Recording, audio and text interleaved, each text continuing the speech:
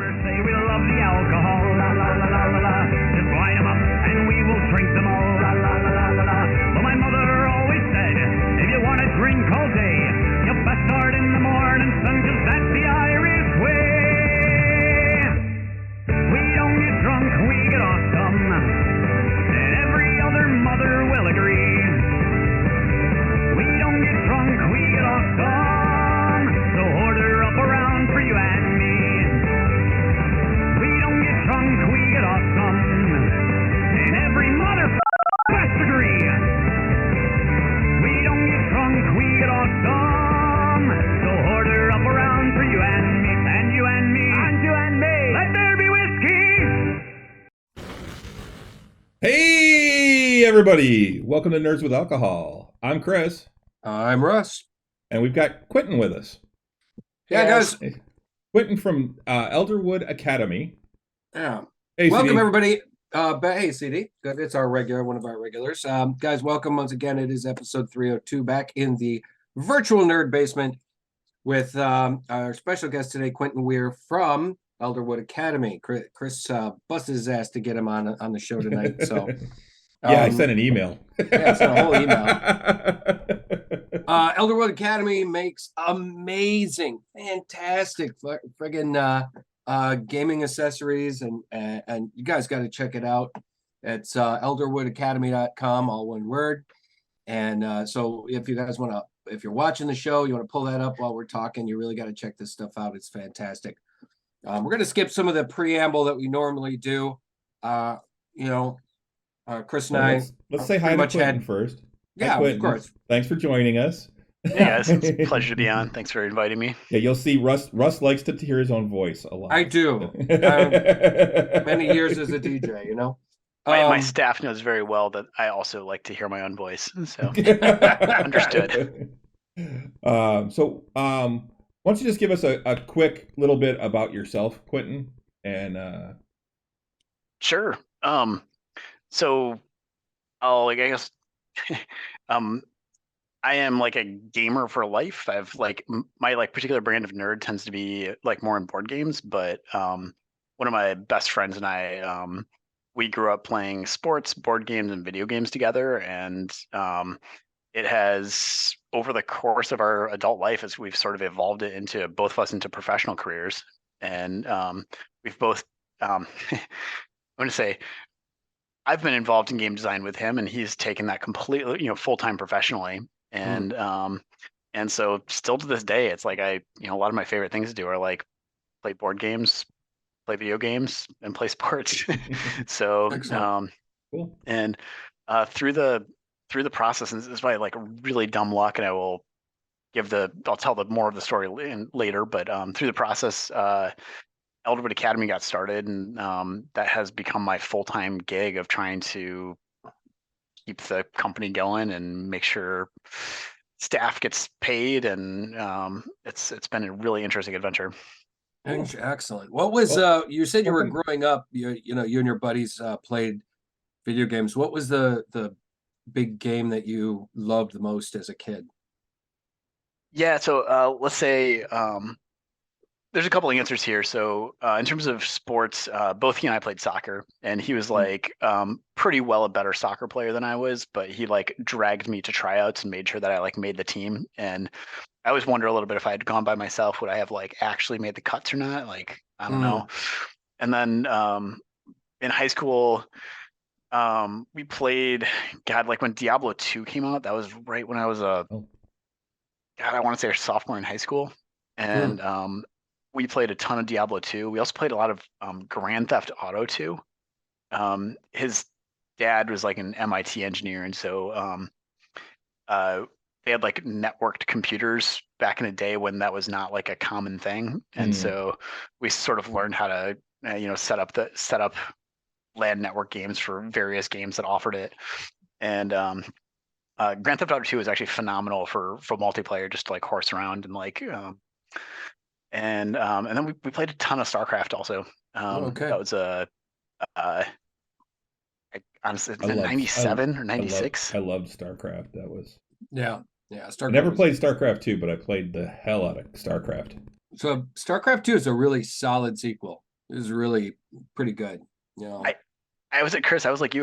So I played a ton of StarCraft. I got decent at it, and really loved the game. It's such a the things it does to your brain about how to like manage a series of tasks and play a bunch of things and keep track of all that stuff. And it's really kind of interesting brain training. And then when StarCraft 2 came out, I was in college and I just missed it. And because I missed it, I just didn't go through it. I think part of it too is like, I was like,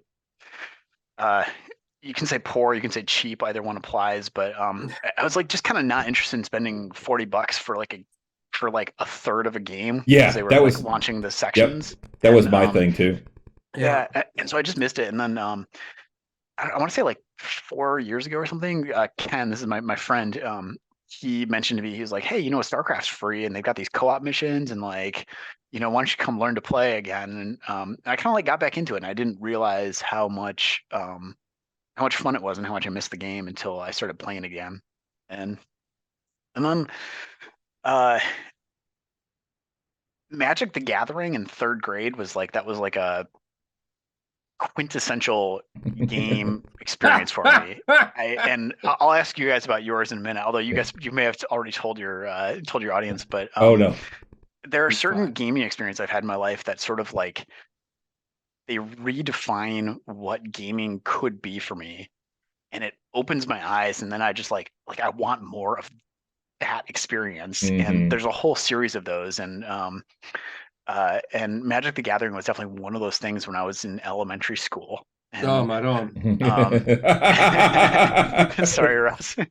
It's all right. It's all right. And it's all right. yeah, we were like terrible at playing. Like we knew how to play, but there were so many things like we didn't like play instance like in the moment and stuff like that. We like didn't understand that kind of strategy because we were like, I don't know, 8.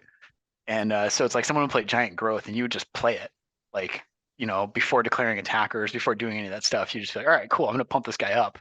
And it was hilarious looking back at that stuff and like how little we understood about those sorts of things. And the appeal of just large creatures and these like cool cards and stuff like that to a kid was like, again, that was just like a mind-blowing moment. That was one of the things that I always liked about Magic the Gathering was the images it would create in my mind, when you take because I played in beta. I've got cards from the beta and whatnot. And I started beta, not in alpha. Yeah. And I don't really play anymore. I mean, I every once in a while I might, but I kind of backed away from it because just there's only so many things you can collect. And but I remember like things like, taking unholy armor and putting it on a Sarah Angel. And you're like, oh man, that's really cool. Just a visual right there. The images that it would create in my mind always just. So we'll come back to Magic, but yeah. Russ, you got us kind of sidetracked because I was just asking Quentin to introduce himself, say hi, and then we could get on to other stuff. You're already taking it into the whole realm of. Yeah, we gotta stop. By the way, everyone's commenting on the cat. Quentin, what's the cat's name? This is Hopper. We have 2 cats, Hopper and Carson, and one of the 2 of them is like one of the sweetest animals that you will know, and the other one's a little bit of a psychopath. And I will let the audience try and figure out which one's which over the course of the night. But so we'll see how intense she is on claiming my attention here. Yeah, Wings Kook, who is my wife Renee, it just put up big hearts. We also have Stinker Faye and CD. So we got a few more. It looks like, but yeah, those are all the ones in chat right now. Chris, what are you drinking, man? I am drinking something I just found tonight, actually, and picked up.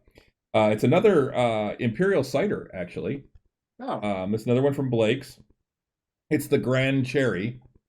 Oh, okay. Hard cider. It's 8.5% ABV, and it is one a of their cherry. higher ones. The concentrate or carbonated apple wine with natural flavors. It's kind of pink, and but it's really clear. It has a lot of cherry aroma, but it's almost like fake cherry. Okay. And What makes it an imperial cider rather than just a hard cider? The ABV. Okay. If you get up to like an 8 or 8.5, 9 up in that area, it becomes an imperial. Is that also true with beer when you hear like an imperial Yep. stout and stuff like that? Okay. Yeah, cool. it's usually a higher ABV. It's what they use is they use more malt in the production to drive the sugar up, so that drives the alcohol up. Cool.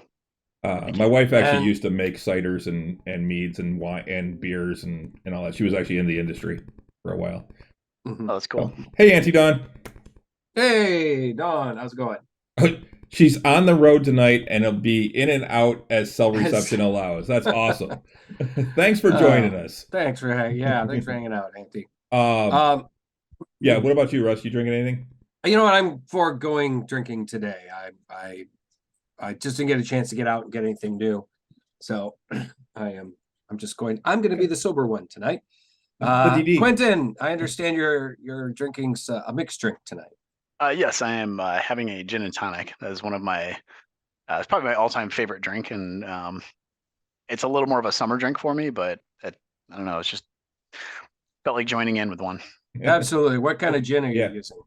I'm using Tanqueray. I have like a weird. I feel like Tanqueray is my probably all-time favorite gin, and I feel like it gets really weird. My preferences beyond that. You probably don't have a whole lot of people who like Gordon's is like up there for them, but it's something about the sharpness of flavors. I don't know. I like bitter and sour flavors usually. Excellent. Very cool. Yeah, Renee said she's having a martini with Roku gin. Oh, I've never had that. That sounds delicious. Yeah, Roku's it usually gets really high marks, I think. I think it's the Japanese one she got. What CD got here? Morbidly Obese Pig Cinnamon Roll, an Imperial Stout from Maplewood. 10% of awesomeness. Damn. Okay. Well, Well, CD hey, might start slurring. we were drinking that French toast backwoods bastard on the game last Friday. That was 11.1%. That was so good too. So sweet, but so good. I don't know how y'all do take that. I mean, I'm a lightweight. I've always been a lightweight. I don't know how y'all can drink that stuff. All right. Now we can get into other stuff. Let's get into it. Listen, man, Let's talk about Elderwood to start off. Yeah, with. exactly. Chris had been talking about about your store and everything, and I was just checking it out. I found you guys man. via the Kickstarter that you just finished. Yeah. Oh, the Dungeon Journal. The Dungeon Journal. I did order one with everything. So okay, excellent. I'm looking forward to that. I think it's August is when mine will be out. Okay, nobody quote me on this, but I'm pretty sure it'll be well before that. So Okay. Well, we that'd be try to cool. pad our Yeah. production timelines. So Very cool. Just out of curiosity, what made you start Elderwood? What got you into doing that? Exactly. Dumb luck and the wrong friend.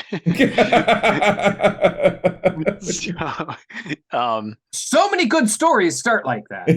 Yeah. All right, everyone roll for initiative. Let's get started now. So my friend Dan, he kind of roped me into a bunch of projects one summer because he was in med school and he needed engineering. I have an engineering background, and so he needed engineering help with some projects that he's working through the med school. And so I was usually interested and enjoy doing weird side projects. And so at some point I brought him to a shop where we were actually like fabricating stuff, and he was like kind of like eyes open, like kid in a candy shop, like, oh my God, this is cool, like more. And so this summer after we worked on some projects together, he started coming up with like other projects that we should do together. And there's a whole bunch of them that we have floating around the office, but at some point we he might tell this differently, but at some point we both counter pitched each other dice boxes. And I was on vacation actually at the time, and so I came back and he had like a prototype dice box. He was like, hey, check this out. And it was like not at all what I had envisioned when I was really originally pitching him. But then I looked at what he did and sort of like we synthesized that with some of the thoughts that I had about it. And after a few iterations, like a hex chest was born. These are hexagonal dice boxes. And there was like we could tell there was something cool about them, just like and actually, I'm going to take a quick pause here in the story to shout out MakerWorks. I don't know how many of your audience is in Michigan, but they're a local Ann Arbor company that is basically like a gym membership style shop. And I had been mentoring robotics at the time, and the MakerWorks owners felt that the high school robotics community was like an important thing to have in MakerWorks, and so that's how I knew about them. That's how I was involved with MakerWorks. And so anyways, Dan and I are building stuff in MakerWorks, and when we made one of these hex chests, we were kind of showing it around to some of the other members and staff there, and there was kind of like a different vibe for it. People were sort of like, it's easy to say, hey, that's cool. That doesn't cost you anything to be like, oh, I love that. That's cool. But you could just tell the reactions to people sort of like there was a intent and desire. And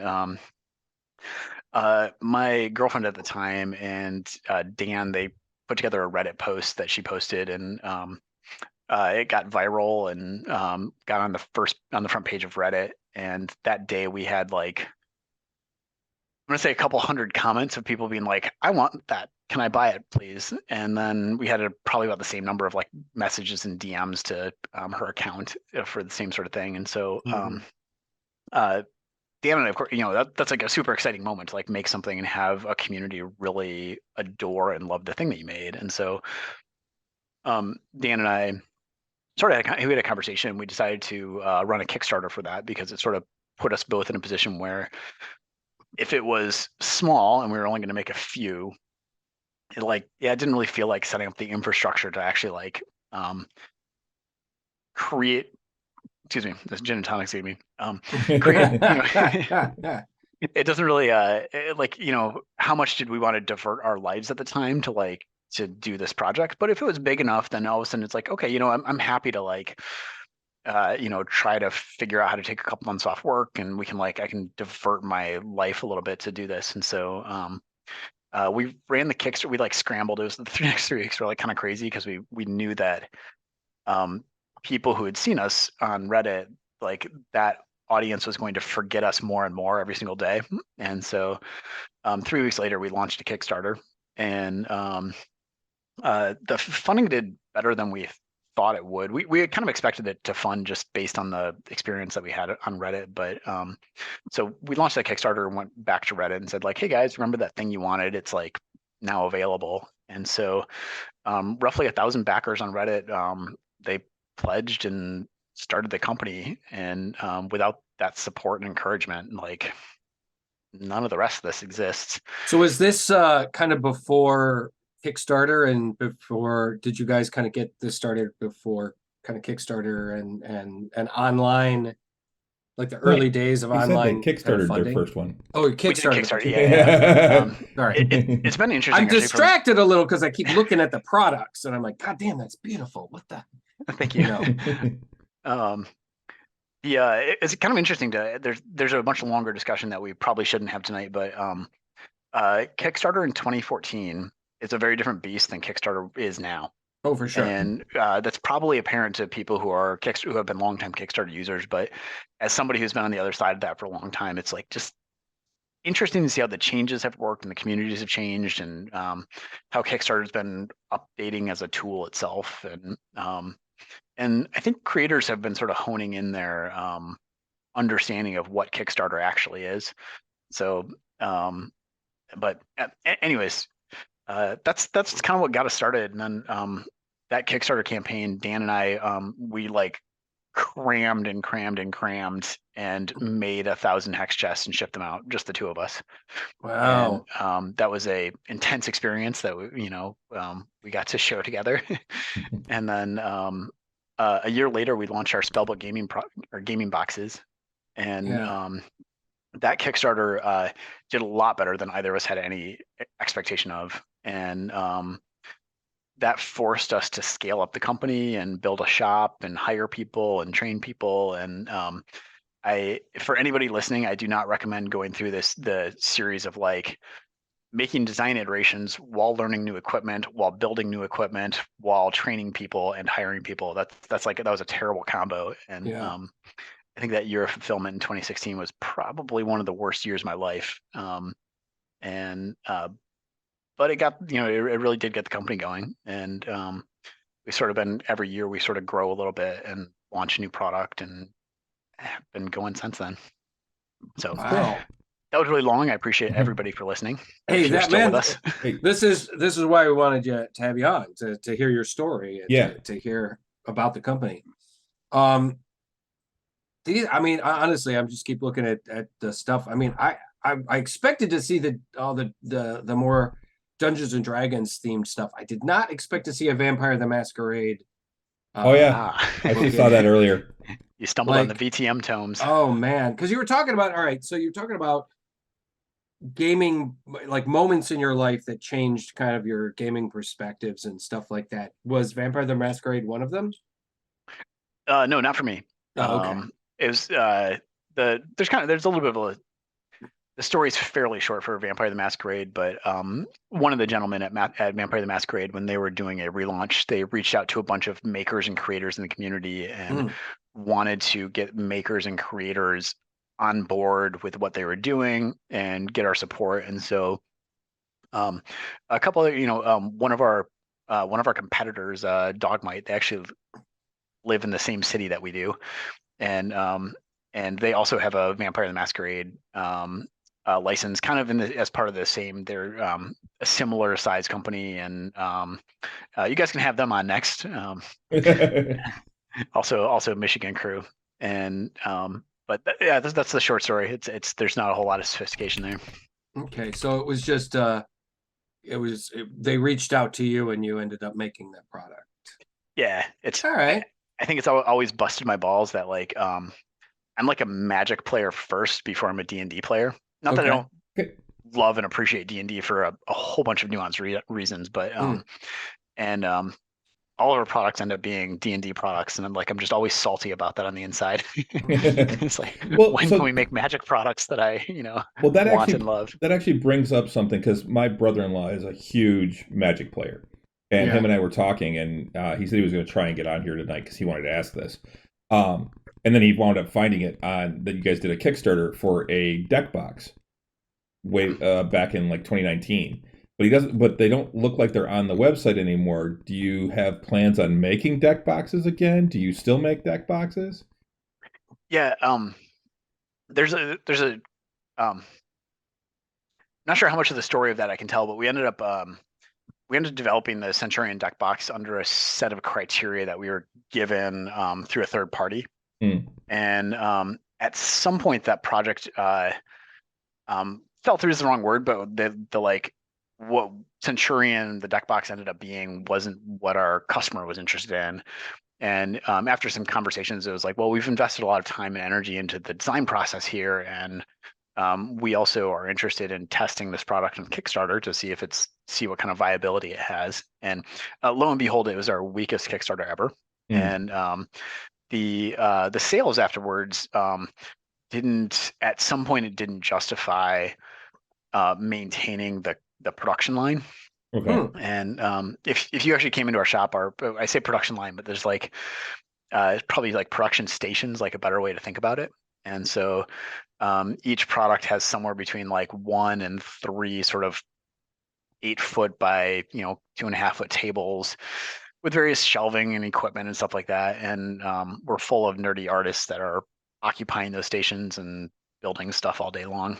And there's a whole bunch of like just weird costs of kind of maintaining infrastructure, even if it's like, it's not like a machine that's running or something like that, but it's keeping bins stocked with parts that come off the laser, keeping all the space available, making sure inventory works well, and so at some point we decided to move on from the Centurion deck box design, and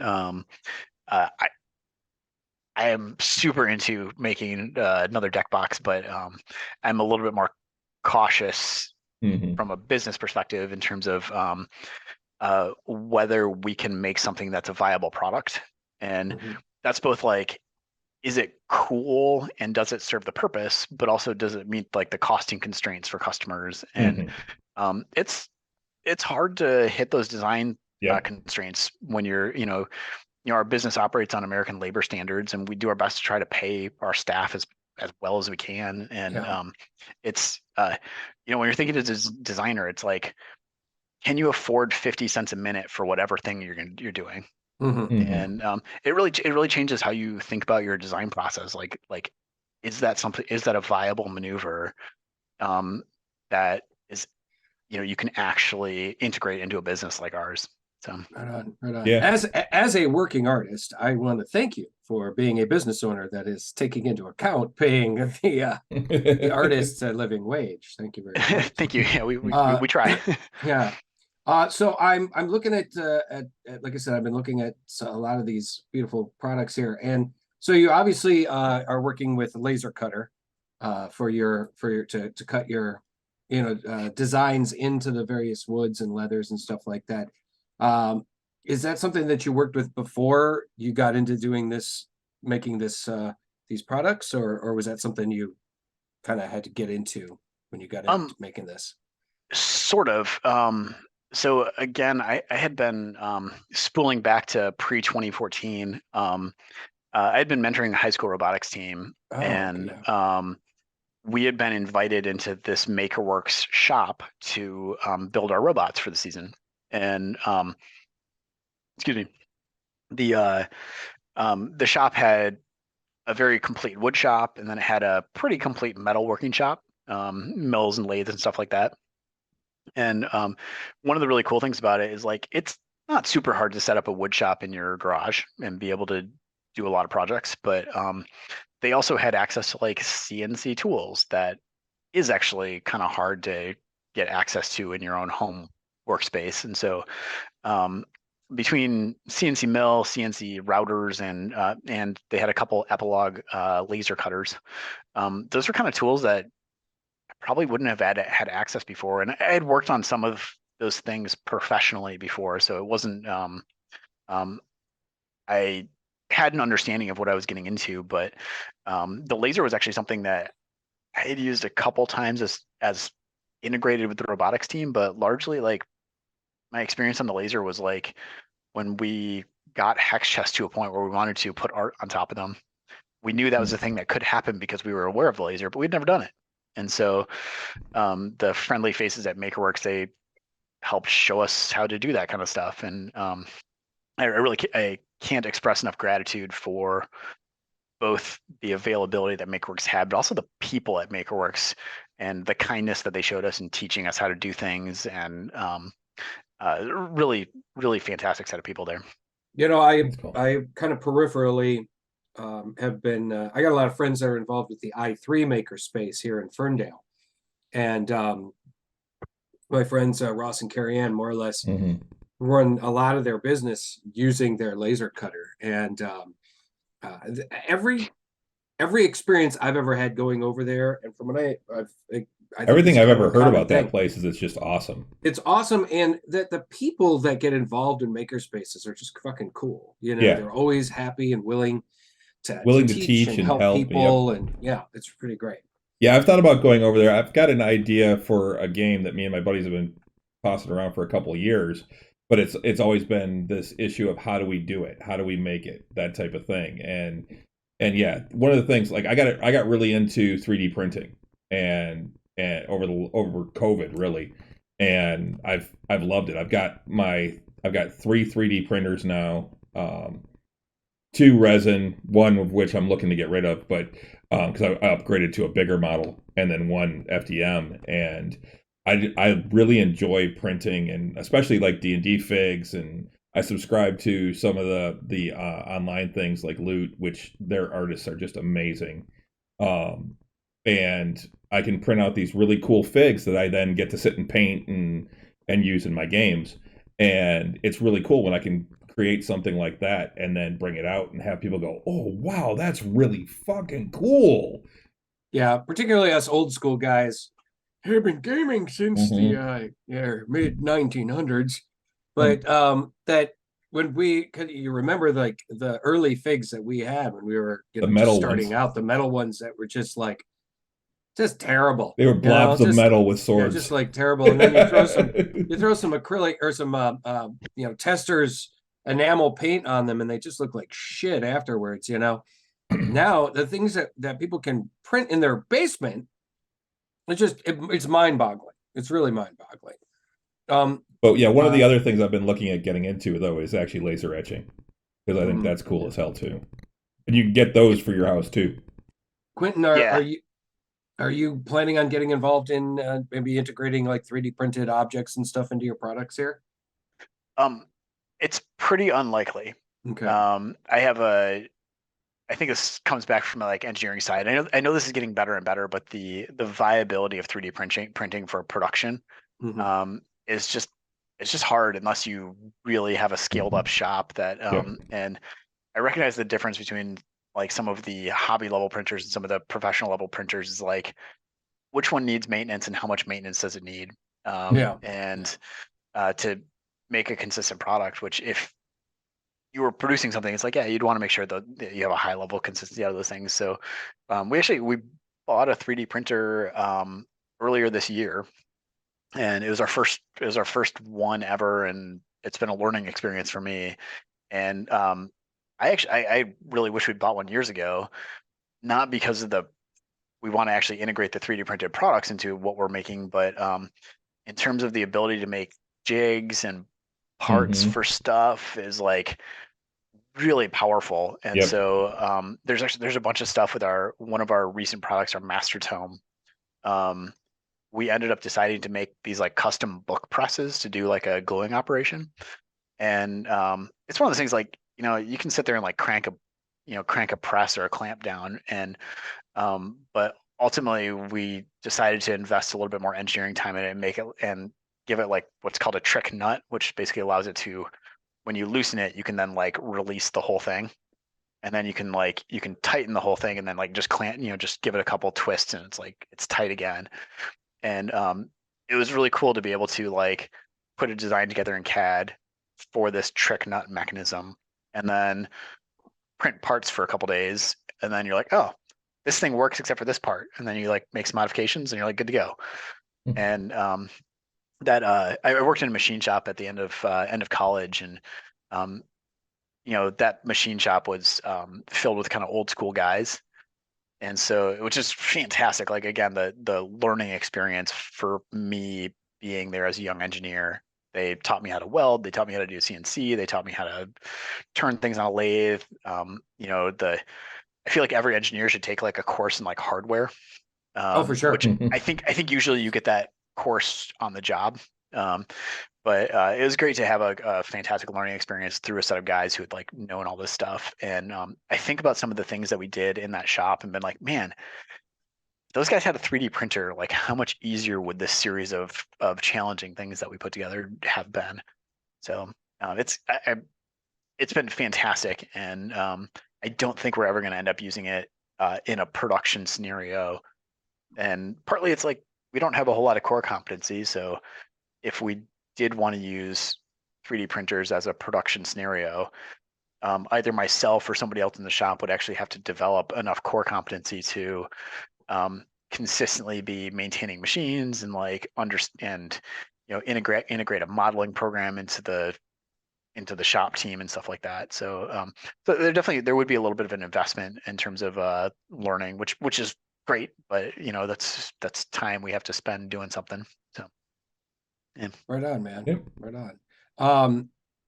Let's see. I'm looking at your dice here. Now the dice, is that something you guys make in-house, or do you guys go outside of your company for this? That's one of the that is one of the few products we go outside of the company. So if you're on our website and you're looking at dice, those are there's a couple different partners that we work with. The majority of those are actually partnered through Norse Foundry.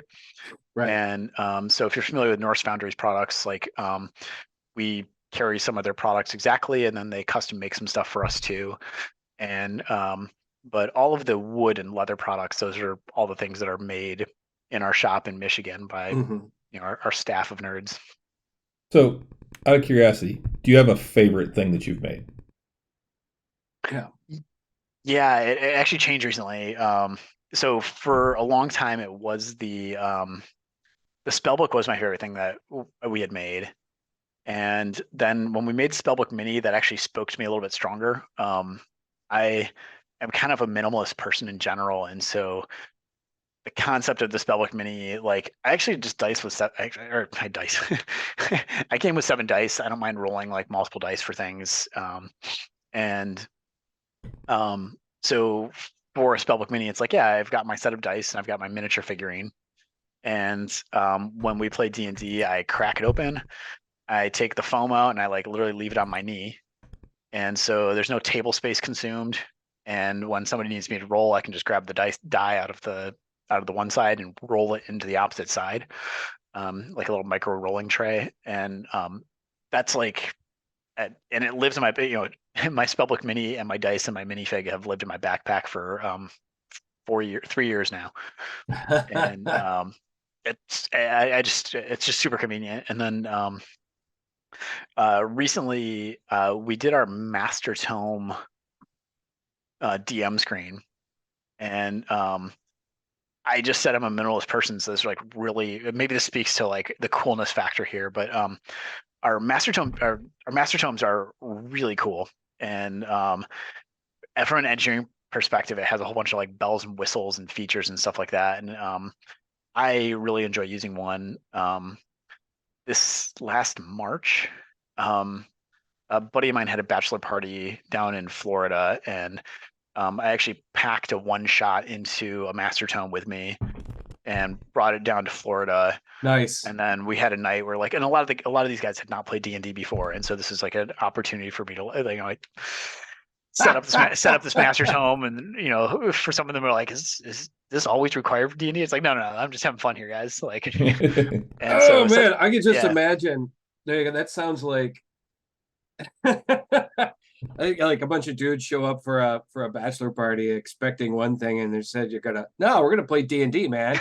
No, we're not gonna get drunk and go hit the casino or hit the strip bars or whatever. No, we're gonna sit and play D&D.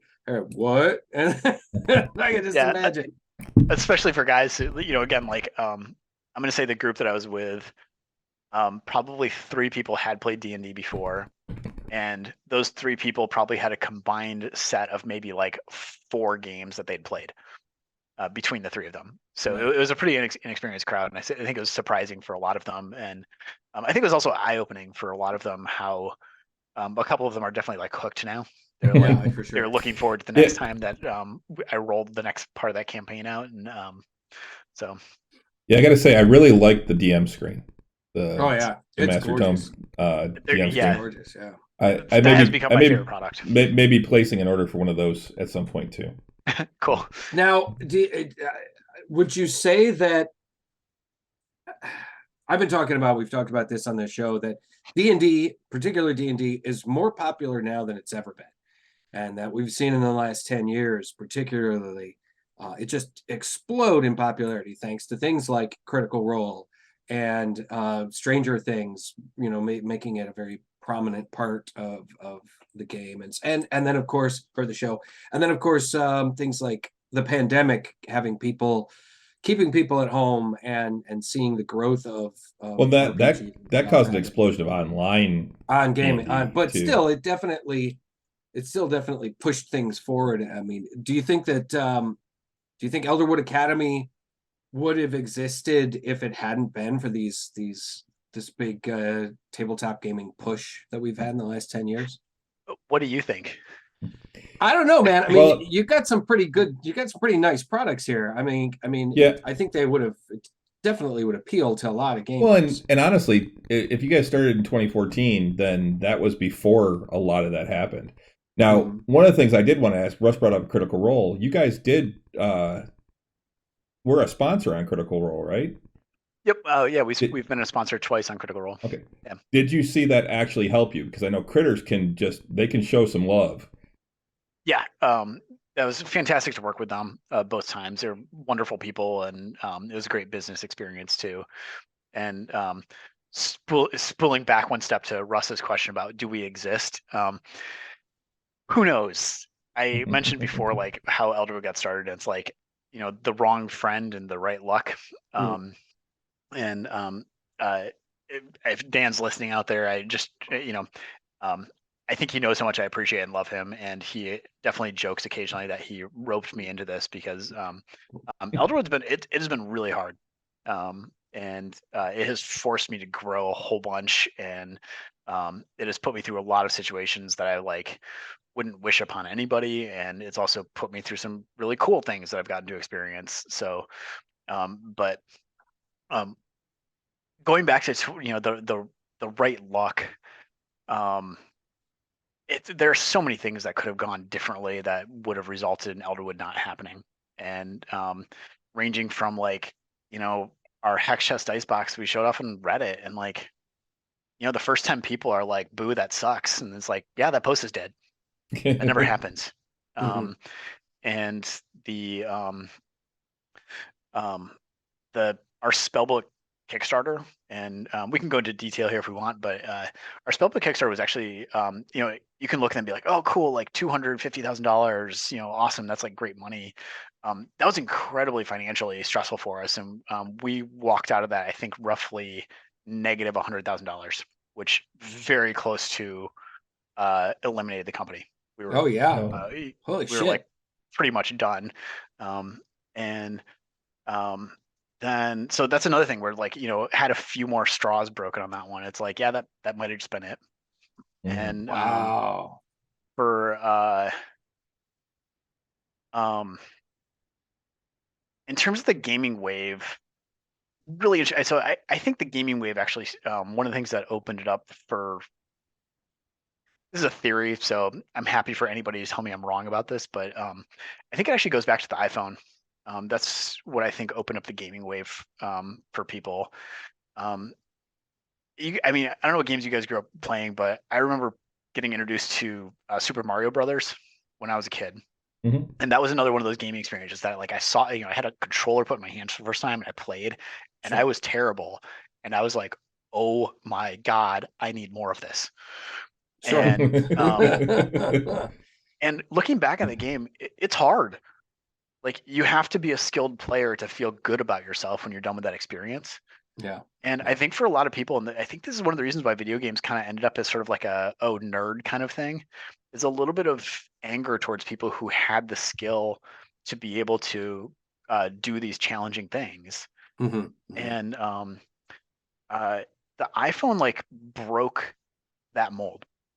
The iPhone came out, and all of a sudden there were these games that were like Fruit Ninja, where like, can you tap a screen at the right place at the right time? It's like, well, yeah, that's pretty easy. It's like, okay, do it 100 times. It's like, okay, well, now it's a little harder, but you walk away from that game, even if you're a terrible player, you still feel good about yourself. And I think that actually had a lot to do with people changing their perspectives on what gaming was. And my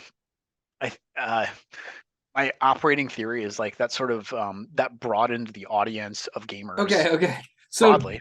Dumbing down video games is what made people change their minds about it. When you say it like that, I don't know if I believe it anymore. No. I think you know what? I do think you have you've got a great point there. I think making video games, particularly coming, from a gaming, a mobile gaming platform, making it a lot more accessible and easier to get. I think that actually, that makes a lot of sense, because you're right. Chris and I, we're a bit older than you are, and we come from, console gaming. Our first gaming experiences were probably, I know, the Atari for me, for the most part, but we talked about like Pong. Yeah, Pong just celebrated 50 years. 50-year anniversary, and we both remembered our earliest experiences playing Pong.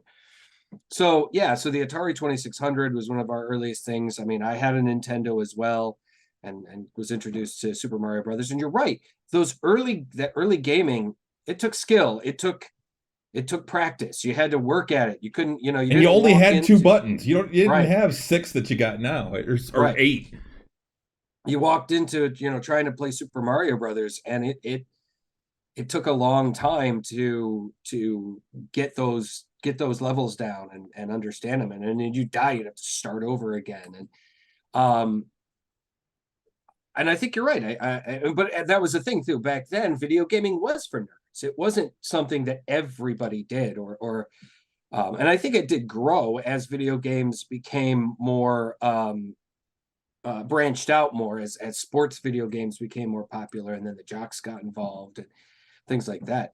I think it did grow, but the accessibility of having games at your fingertips on your phone probably did change things quite a bit. Yeah, Renee said N64 was her console. CD said, plus the controller was not ergonomic. And those early ones, they were definitely not ergonomic. No. Yeah, I mean, the end up with original little Nintendo spots was in your hand. Yeah. And then on your fingers, you have the original Nintendo was just a fingers. flat piece of plastic with a D-pad and 2 buttons on it. Oh yeah. It's interesting at how gaming has created all separate industries, like creating, like what you do, creating, game accessories,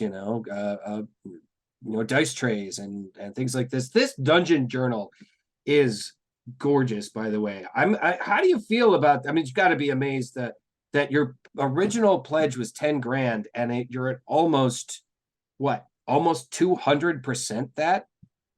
181,000 or 2,000, excuse me, I don't math, not my thing, but almost 2,000% of that. That's incredible.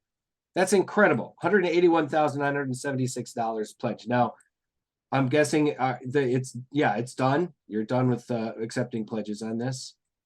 Yeah, it's over. Yeah. So this is our dungeon journal for anybody who's not able to see the thing or not at a computer. You guys got to check this out. It's amazing.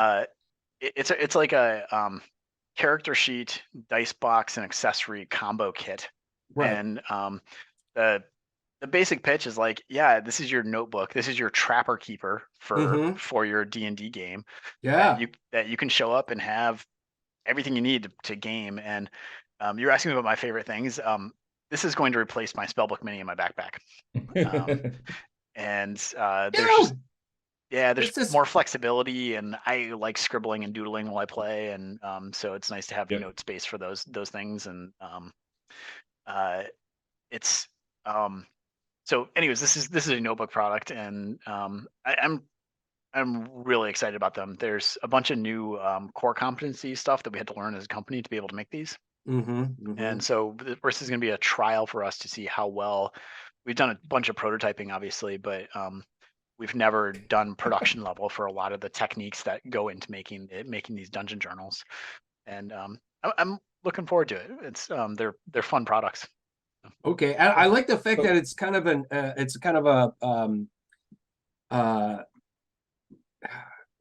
it starts with one thing. You got your and then you just keep adding more stuff, kind of a la carte. So you got your spell tracker, a dice tower page, you got your rolling tray page. Oh, okay. So this is really badass. You can custom it as to exactly what you want. Yep. You can do that with the Dungeon Tome too, the Dungeon Master's Tome too. I saw you can add different things and make different. I was actually building mine earlier today, going, this is the one I'm gonna want. This is great, man. We try, but so as a bespoke crafting company with a whole bunch of artists who are making stuff every day, one of the advantages that we have of not just here's the thing that we order from China, in pallets of 5,000 or something like that, is like everything's made to order. And so when you order something from our website, you can kind of think of it more like a short order kitchen, where literally like a document gets printed that's like, Tammy ordered a spell book with the following colors and arts and stuff like that. And then our staff, like they take that receipt and they will go through and they'll like build the whole thing out. And so the downside, of course, is like when you order something, it's not like someone just grabbed it off the shelf and they can ship it next day. Right. Yeah. But the cool thing is like, we like make the stuff to how you want it. And the Dungeon Journal is a kind of an example of that. It's like, not only can you customize what pieces you want to go with you, because I know for me, like, honestly, the dice tower page is like kind of cool. It's like magnetic and it's fun from an engineering perspective, but like I like throwing my dice. And so given the opportunity of a dice tower and a not dice tower, I'm going to choose the not dice tower. And so I'm probably not going to include that in my own kit. But somebody likes throwing the dice. Oh, eat it. Not pushing a button on a digital screen to roll dice. They make fun of me because I'm pretty much the only one in the group that uses the dice roller at D&D Beyond. Everybody else rolls his dice. Yeah. I just math. Yeah. Math, hate it. Thinker just said real live dice. So okay, so off of just to change topics real quick because there was a question in chat. CD wants to know how much attack damage the catapult does in real life. I mean, that's for the DM to decide. Yeah, it's the exact tool for rolling damage. We've had a ton of fun evenings with those catapults. How far does it actually fling the dice? Yeah. So it has two kind of built-in power settings, and if you use the two built-in power settings, like I'm going to say the first one you're going to maybe get like a couple feet, and then the other one you're going to add 3, maybe 4 feet. And wow. But like you can kind of keep wrapping the rubber band, and there's a certain point that you will snap the top of the catapult off. And and if you do that, email us. We'll send you another one. But it's we've definitely, I think at conventions we've had like D4s get launched like a good like 10 feet or something like that. Wow. But D4s are pretty light for dice, and these are plastic, obviously. So that's something else. So you're obviously you do probably the majority of your sales online. You end up going to the cons and stuff to like bring attention to it, or do you actually do a lot of sales at conventions, that kind of thing? Conventions are good for both, actually. So we do a lot of sales there, but it's also nice to just have presence and be able to a handful of things. One, it's like great to go talk to customers and like the people working our conventions. If you go to our booth, like those are the people that are actually building the stuff too. Mm-hmm. And so the experience they get, and it's so fun to like go there with somebody who's like, they spent 6 months working for us and they've like been building a certain thing, and what they see as somebody who has built something is like wildly different than what a customer sees when they look at something. And for them to get that experience of like understanding why a customer thinks this is cool, and then it like opens their eyes to like, oh my God, I forgot that this was cool for the following reasons, because it feels so routine to me because I've made so many of them. Yeah. But then two, it's like the I can tell you from my own experience at conventions, like a lot of the leather goods, like our scroll rolling tray or something like that, there's a lot of thoughtful artistic detail that goes into that. Oh yeah. But most people who look at a scroll, the color of leather, the icon, the art that's on the front, and the color of that icon, the foil pressing that's on that leather, those are the 3 most important things. Like that's what's super cool about those 2 people at conventions. And there's some other like details. There's these cool flourishes around it and stuff like that. But for a lot of people, like those are invisible when you first approach the object, and you'll eventually see those details and appreciate them and stuff. But I know for our staff, it's like interesting to have those experiences. So that's one part of being at conventions, is like actually interacting with people and hearing feedback about like what people are interested in, what they're not interested in, all that kind of stuff is like fantastic. Yeah. And then it's there's a lot of business connection-y kind of stuff that happens at conventions. You meet people, they get interested in the company. They the Vampire the Masquerade thing, that would not have happened except we were at Gen Con at the at the convention that the Vampire the Masquerade folk were shopping around for potential partners. And so that kind of stuff wouldn't happen if we weren't at conventions. And then it's nice to be in a business where the convention can pay for itself through sales. Yeah. So cool. Yeah, Russ and I have talked about going to Gen Con for years, and Gen Con is my hands down favorite show. We've always heard amazing things. Yeah, I've always heard good things. I mean, I know people that went when it was still back in Lake Geneva, and like went back in the early days, and actually met like Gary Gygax's daughter and stuff. And but yeah, I don't know. I know a few people that have gone since it's been in Indy, and that's not that far. Yeah, it's not. No, so I got a couple of things here. Wait, one quick thing, just a comment that Renee made about the whole Gen Con thing. She said that's how I felt. It felt making alcohol, for me, people enjoying something you've made is one hell of a feeling. Yeah, for sure. Yeah, for sure. definitely. Oh yeah, looks like Bob went in 86, 88, and 90 because Bob is old. he's older than me. Yeah. So okay, a couple of things. Have you ever considered taking your product to Renaissance festivals? Yeah, that's a thing we've talked about and just never executed. Okay.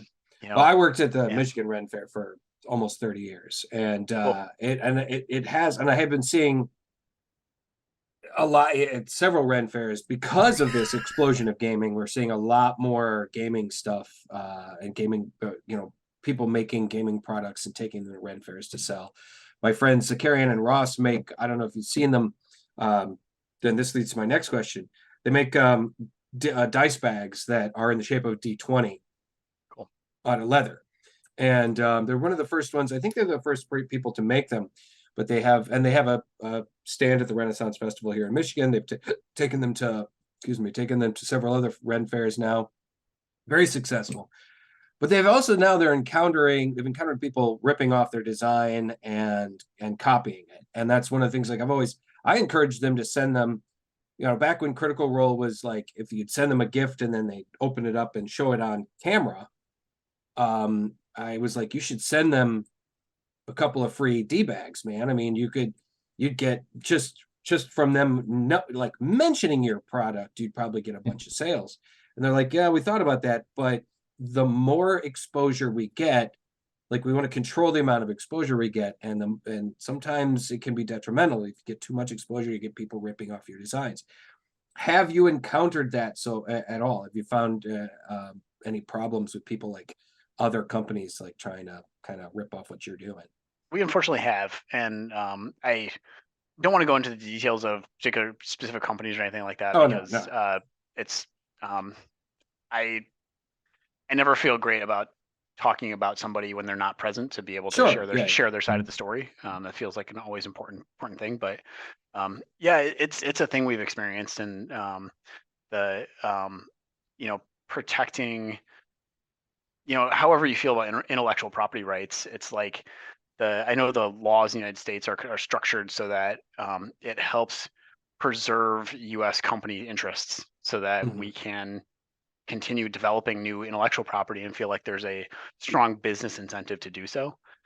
And that's it's sometimes hard, especially when I feel like the dice market in particular is really rough in this area because there's some number of manufacturers and most of the dice are made in China, and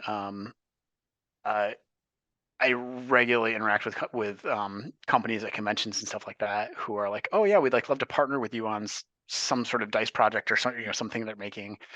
And I feel comfortable saying this, but I don't always say this to their face because it feels rude. But it's like that company's supplier literally sends me emails every month trying to sell me the exact same thing for a quarter of the price, and it's I get it because for the Chinese company, they're like a manufacturer. They've invested into the molding, the art, all this sort of stuff, and for them, it's like, yeah, I don't care who buys this stuff. Like, I want to get more of it out there. And but usually for us at Elderwood, like we generally, the only reason we exist is because there are people who want us to exist. Right. If we weren't adding to the space, honestly, let's just close. There isn't a value to us being here if we are going to be contributing the exact same things other people are doing. Yeah. So it's not worth the headache and the stress to just put out the same old thing. Yeah. So I get that can be difficult, and there are some advantages to companies like Elderwood or Wormwood who are making stuff in their own shops and stuff like that. We do have the advantage that because our products aren't made overseas, one, it's like as a consumer you can feel, I mean, again, however you feel, I don't want to proselytize anything, but it's like people who buy our products or Wormwood's products, like, yeah, they're helping support manufacturing in the US. They're helping support the artisans who are Yeah.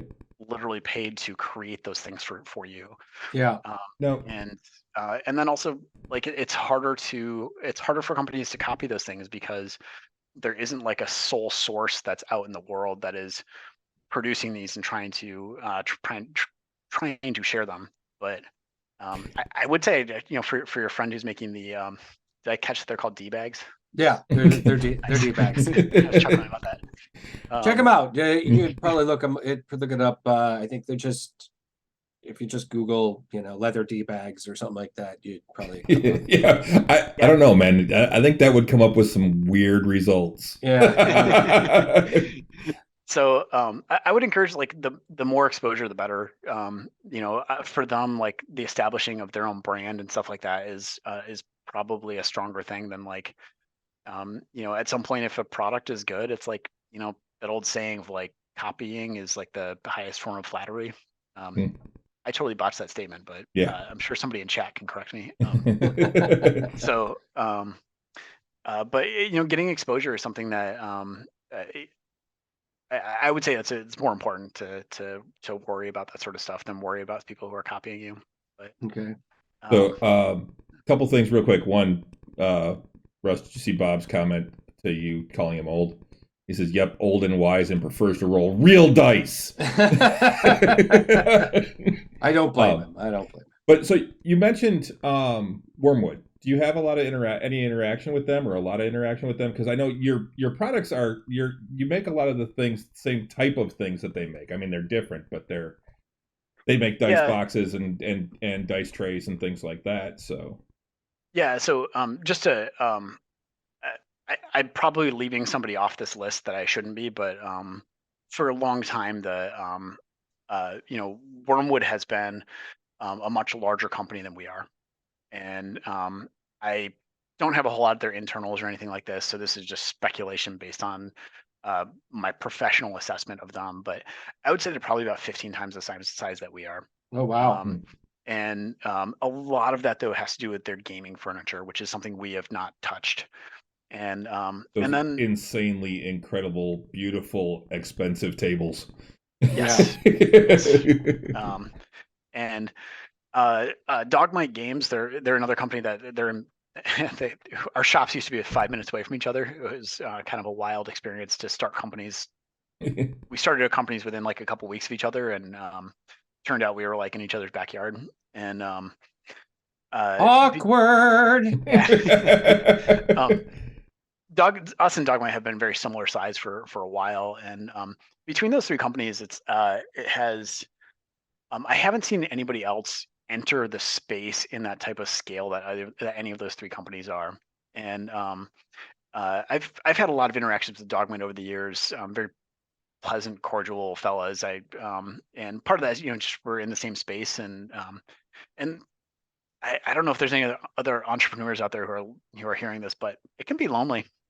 It's there's a lot of challenges and stuff that I experience in a day-to-day that I don't have coworkers that I can share with that really get the things that I'm going through or those sorts of things. And honestly, those guys, they've experienced a lot of the exact same challenges. They've been through them in different ways. They've had different solutions. And so sharing those sorts of things is great. And I used to, my brother lives probably like half an hour away from Wormwood in Massachusetts. And so I used to occasionally, when I was out there, I would visit them and say hello and bring them pastries and stuff like that. But at this point, I think Wormwood CEO Doug is pretty done with me, and probably vice versa.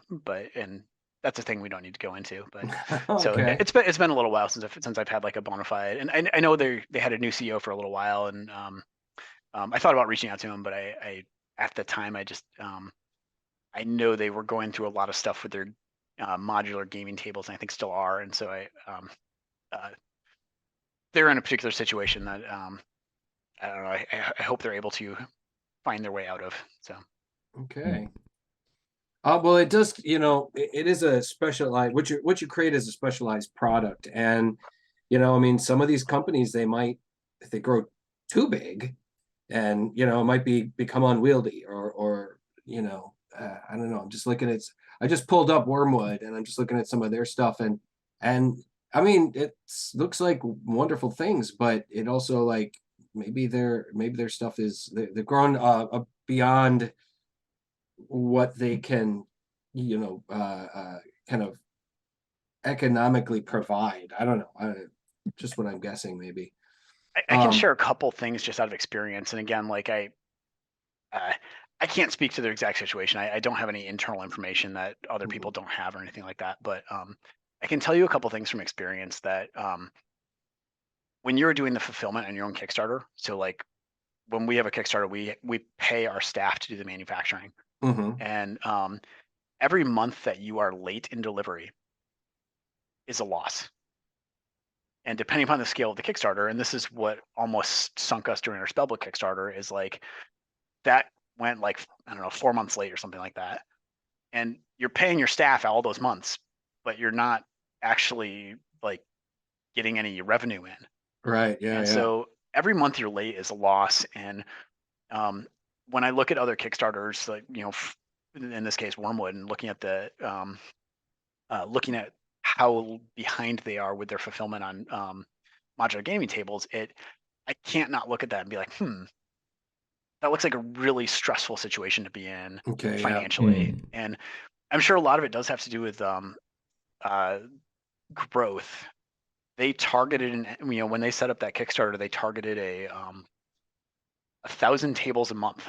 So they wanted to build a production pipeline that was able to put 1,000 tables a month out.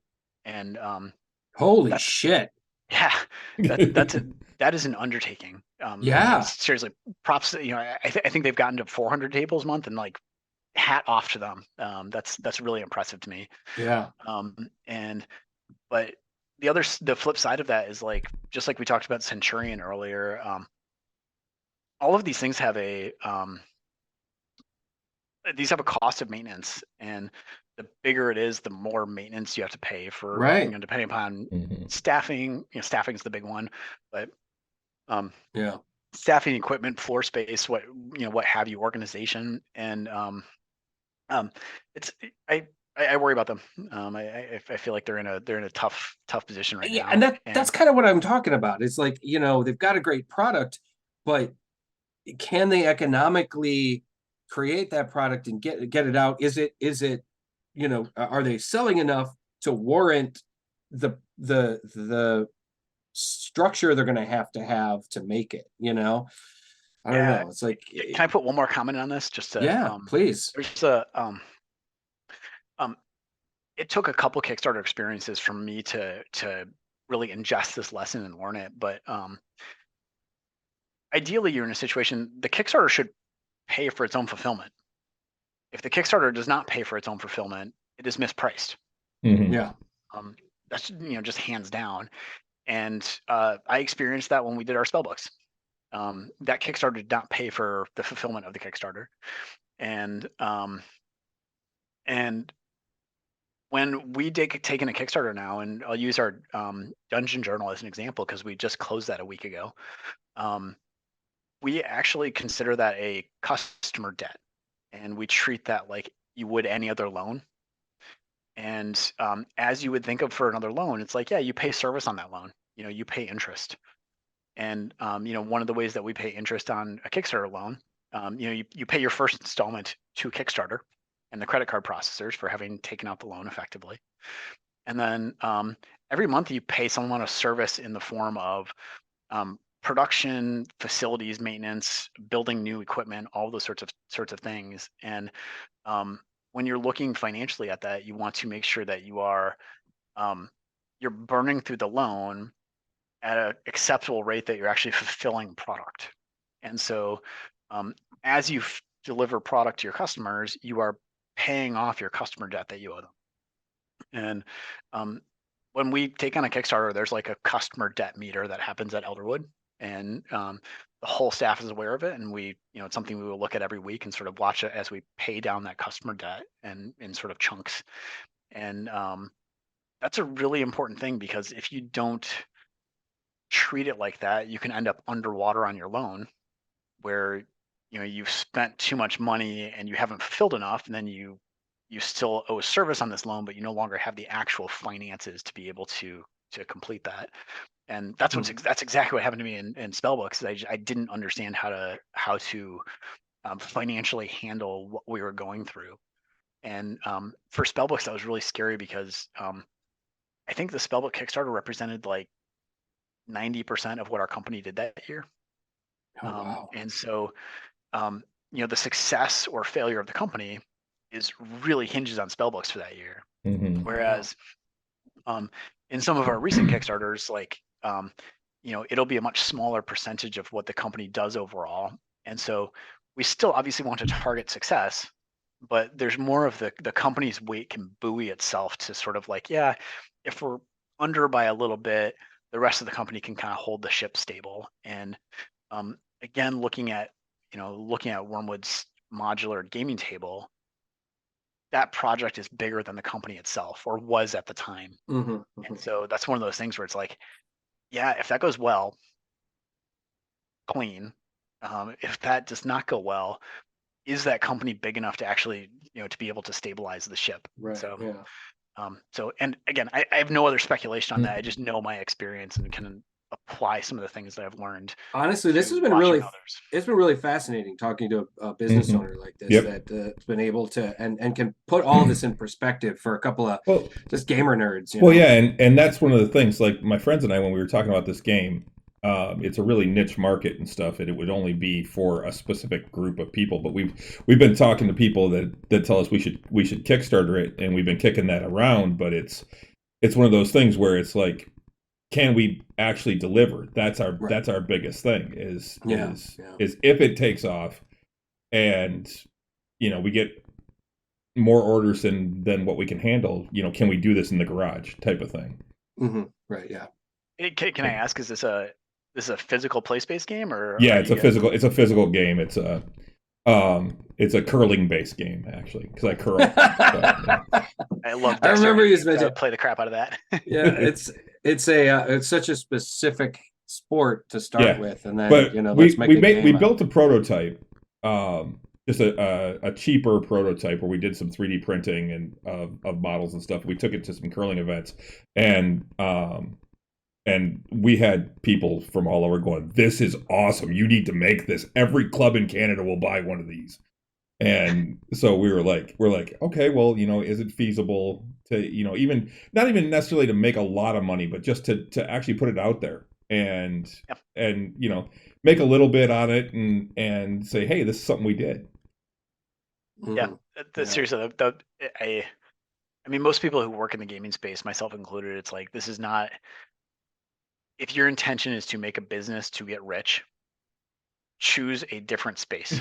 I know there are people who have gotten rich from this gaming space, but I think there are much easier choices that you could make. If you were like, if money was like what you want, go work in finance. Go, you know, doing a business in this space is like something that you need to love and need to care about the, you know, actual service of the industry rather than trying to get rich. CD just mentioned Big Bang Theory had a great episode about production. It was the penny. He said Paisley's. It's actually the Penny Blossoms. The Penny Blossoms. Yeah, I remember that. Where she put it online and all of a sudden she had 1,000 orders, and so all the guys got together and helped her make all these Penny Blossoms, you know, overnight. And then they got, oh no, we want 5,000 now. And whoops. I will tell you now, I will never launch a Kickstarter without knowing A to Z how the thing is going to get made.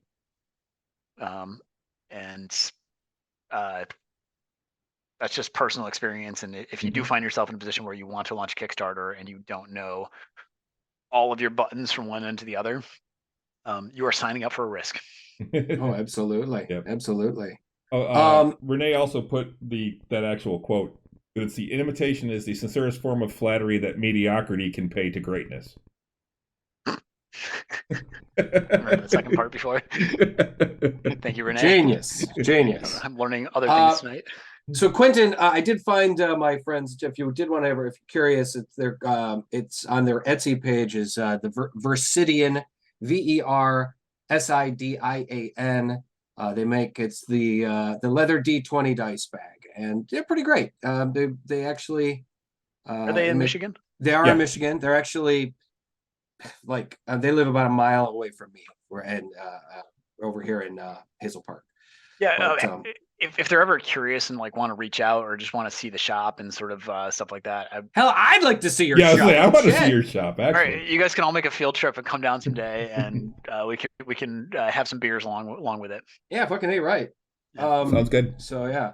Okay, so why don't again, guys, check out I got one more question though. Actually, yeah. how did you come up with the name? Sure, yeah. Oh, Elderwood Academy. Yeah. Yeah. It went through 2 iterations. It was originally Elderwood Boxes, and which is funny because like against my I had learned from watching my mom run an online retail business, and she was part of the wild west of like, I don't know if I should put my credit card into this machine Ah, kind of age. And there's like, I was like a kid at the time, but it was like super fascinating, sort of seeing that happen. And I had learned from watching her that like the moment you narrow your name like that, where Elderwood Boxes means the only thing we do is boxes. It's like the moment we sell something that's not boxes, it's like, how does the name apply anymore? But I still made that mistake after like, I shouldn't say this is Dan and I working in concert, but the name was very hastily thrown together. As it turns out, we spent all this time. So we had this Reddit post that went viral, and then we were like trying to rush to get like prototypes done and like get pictures and like get a Kickstarter campaign put together. And we finally got to the point where like, okay, we have everything, we have a video done, we got photos that we like, etc., and like we're ready to press launch. And so we started going through the rest of Kickstarter's like complete your campaign stuff. They're like, oh, what's your entity name? We were like, what do you mean what's our entity name? It's like, what's your tax ID for your entity? And we were like, what? and so it was very, very hastily thrown together for this because I actually can't tell you how the original came together, and then that is outside my scope of memory at this point. Maybe Dan, God, if like Dan's probably starting his shift right now, but he might remember. And then I do remember that during I think it was the Spellbooks campaign, but I could be wrong. At some point we had our web server crashed, and that was like a moment we took that moment by the reins. As disappointing as that moment was, like our web server crashed, and the company that was supporting us like just had very poor support. And so in that moment we were like, all right, we're gonna go ahead and drop this. We are starting a brand new website with a brand new domain and everything over here. And we made the transformations from Elderwood Boxes to Elderwood Academy at that moment, and that was a harrowing experience. Definitely not something I would wish on anybody, but it was. We made that change after some debate. Elderwood Bazaar was another one that we like considered, and something just felt right about it to Dan and I. And some decisions you make in a very informed way, and some decisions you make just cause.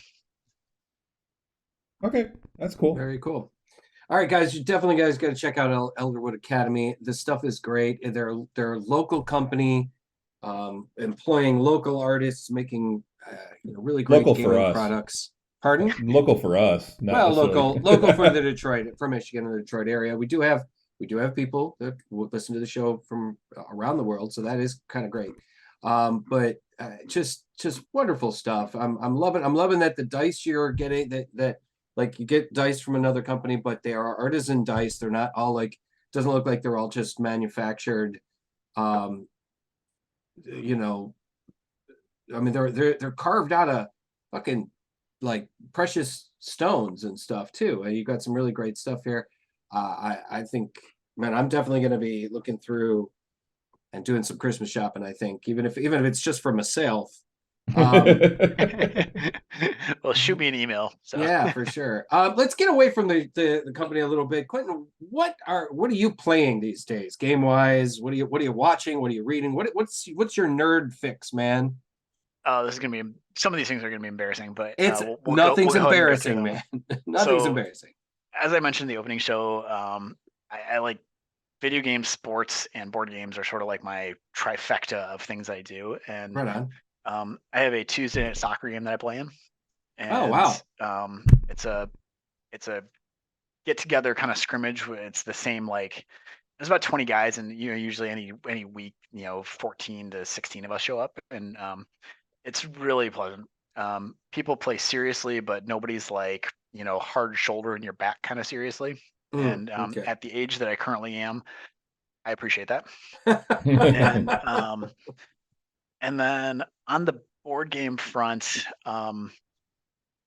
kind of been ebbing and flowing a little bit. One of my all-time favorite cooperative games is Hanabi, and it's my wife recently learned that she enjoys Hanabi, and so we've been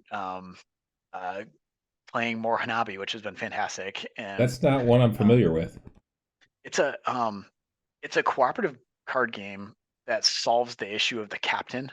In so many cooperative games, you end up in a situation where like one player or sometimes two players is just like more knowledgeable and experienced. And so they get to a point where it's like, all right, Chris, if you move your guy here and do this action, and then Russ, you go ahead and do this and this action, and then I do this, and we'll trade this thing, and then like that, this turn will work out. And everyone's kind of like, okay, cool, we'll do that. And that's I don't want to rag on that experience. That's a great experience to have with your friends.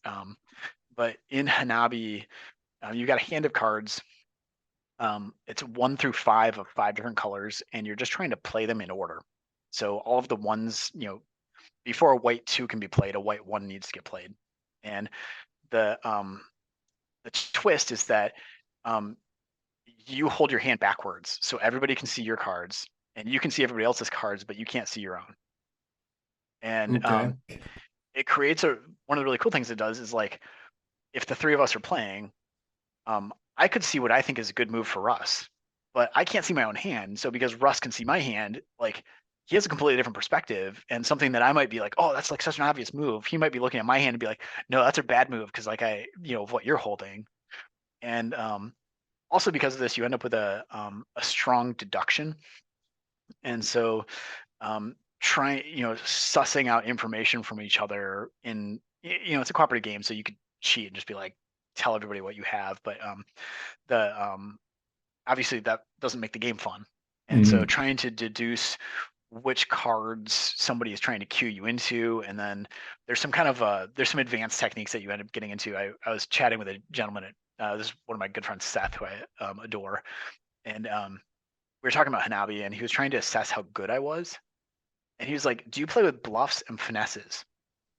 And I was thinking to myself, I was like, it's a cooperative game, why would you ever bluff somebody? Like, what are you talking about?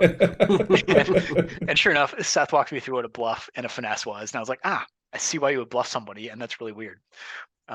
So there's some deduction, some it has a little bit of that same feel of like a game like The Mind, where you in the right scenario, you kind of share the same brain waves and kind of get a feel for like what the other person's thinking and what they're vibing. And we had this was actually with Seth and my friend Ken, and there's one other gentleman who was playing. We had a 4-player game who we ended up with a 4-player finesse where like everybody had to interpret one clue and like get it right.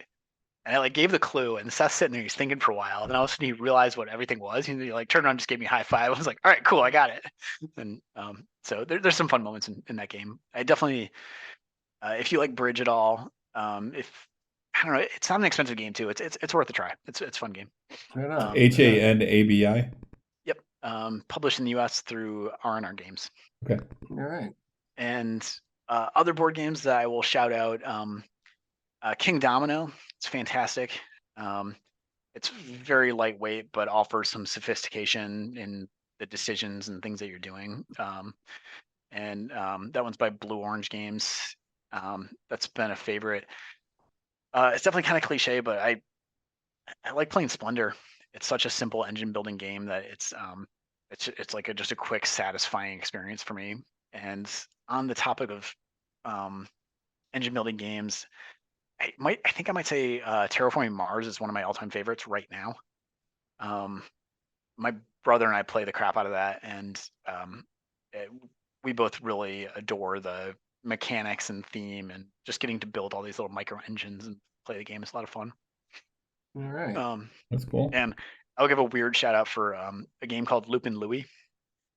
This is a game for like 3-year-olds and 4-year-olds, and is a fantastic drinking game. So if you ever feel like adding an oddball to your game collection, I would recommend Lupin Louie. Okay. So What are you playing video game wise? video games. You said you were very specific before the show when you started. You're very specific about video games. Yeah, I'm like a little bit in between right now. So I've played a lot of Minecraft over the last couple of years, and it is. I don't think there's a better game to express creativity than Minecraft. When it comes to video games. I've never played Minecraft. I've avoided it mainly because if I get into Minecraft, I probably wouldn't play anything else. Yeah, like anything. It's the few times I've seen some of the shit. I got my one of my best friends, Sean Nicolin, has been on the show before, on our show before, and he and his son he's had his own server on it, and he's like, "Hey Russ, you should play." I'm like, "I can't play digital Legos, man. Nobody will ever see me again." Yeah, it's definitely. I've played a bunch of it recently, and it's definitely one of my all-time favorites. And I am at a moment where I feel like a little bit creatively burnt out, mostly from my job at Elderwood, and so it's a little bit harder for me to like really get my teeth sunk into Minecraft in a way that I like right now. So I'm like a little bit in between, and I often also play video games socially. Like my brother and I are fairly close, and so when we both just feel like shooting the shit and not having to think about the game we're playing, it's like, yeah, we might play like Diablo 3, which let's be honest, you're just spamming buttons and killing things. You really don't have to think in that at all. Yeah. So like, yeah, you can just play and just sort of, we can be chatting about other stuff and just sort of be like hammering through things. And, did you see the trailer for Diablo 4? I haven't seen the trailer yet, actually, but I'm excited about it. It just premiered over the weekend, so you should check it out. We're talking about quintessential game experiences. I think the first time I played Diablo 1, that was like a mind-blowing experience of like, oh my god, how do I get more of this experience? Diablo 1 came out, man. Diablo 1 was one of the first games I ever actually finished all the way through. Cool. Yeah, my parents were not excited about me playing that game, and so I had to like sneak it in at like friends' houses and stuff like that. Awesome, man. Awesome. What about shows? What are you into? It sounds to me like you're kind of busy, so you don't really watch. Renee said I'm not allowed to play Minecraft, by the way, because she'd never see me. Yeah. It sounds to me like you're a pretty busy guy. You probably don't have time to watch a lot of TV. But what do you watch when you do get a chance to? What do you watch? It is a little hard these days. It's one of those things where when I make an investment into like somebody else's story, there's like an emotional commitment that I feel like I'm making. And one of my favorite shows over the last couple of years has been Stranger Things. That's that makes sense. Say what you want. It's been fantastic. I particularly enjoyed season 3. That was one of my favorites of that.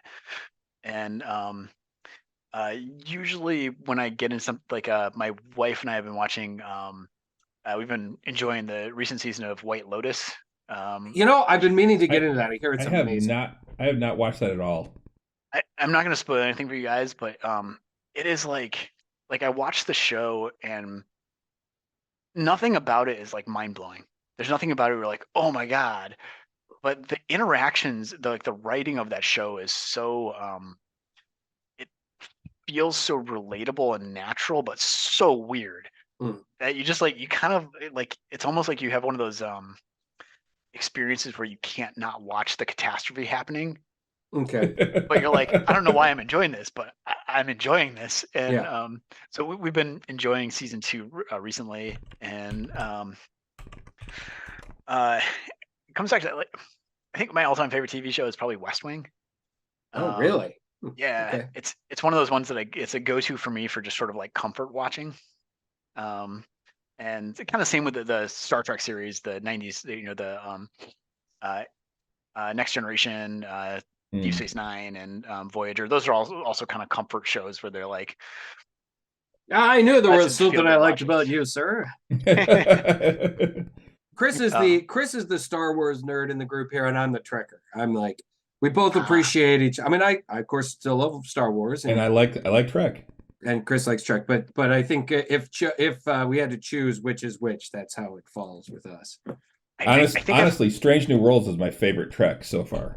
Oh man, so good. I will get into that at some point. You- I really like going to the Star Wars side. Like The Mandalorian was super fun. Oh, absolutely. Love it.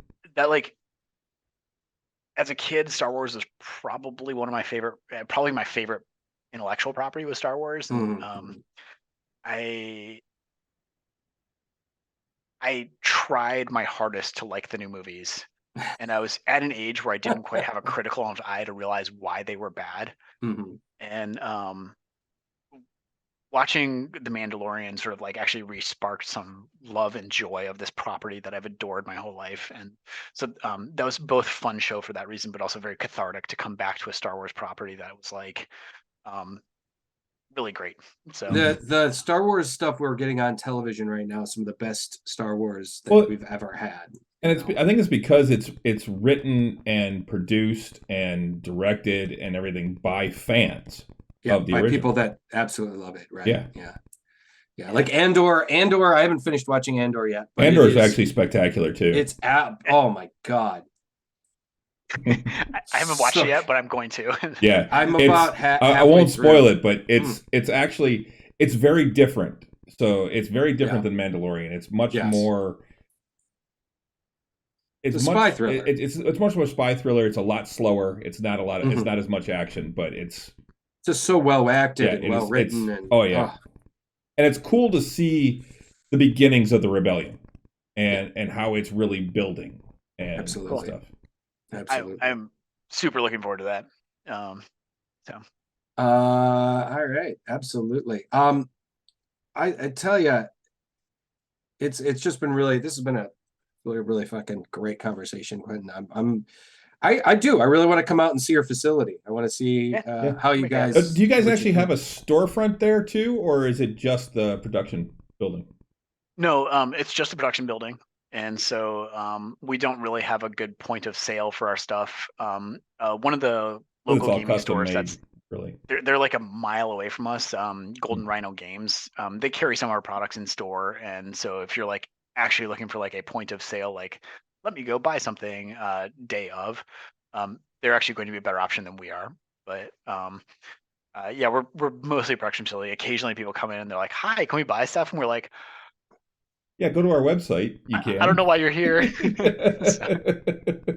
That is the difficult part about things like that. Having a business like yours. I got a number of friends that do have like sidelines or side business or even full-time businesses that it's like is the distribution aspect. My friend Scott, who's been on our show a few times, he's got these fantastic D&D themed t-shirts. I'm wearing one. Yeah, Chris is wearing one. He's got these he's a t-shirt designer. He for many years worked for a company designing, t-shirts and stuff. Or the logos and stuff. So he got into doing it himself, and he's this huge D&D nerd and everything, and made these great shirts.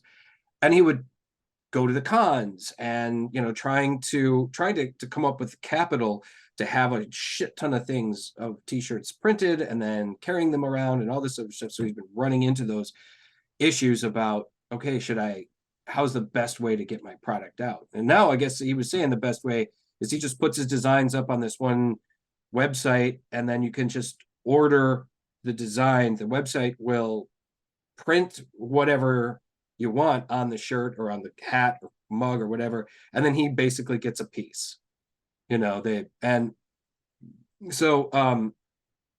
one of those things that like you considered maybe having your own storefront or having at least a small kind of, I don't know, distribution center for selling stuff?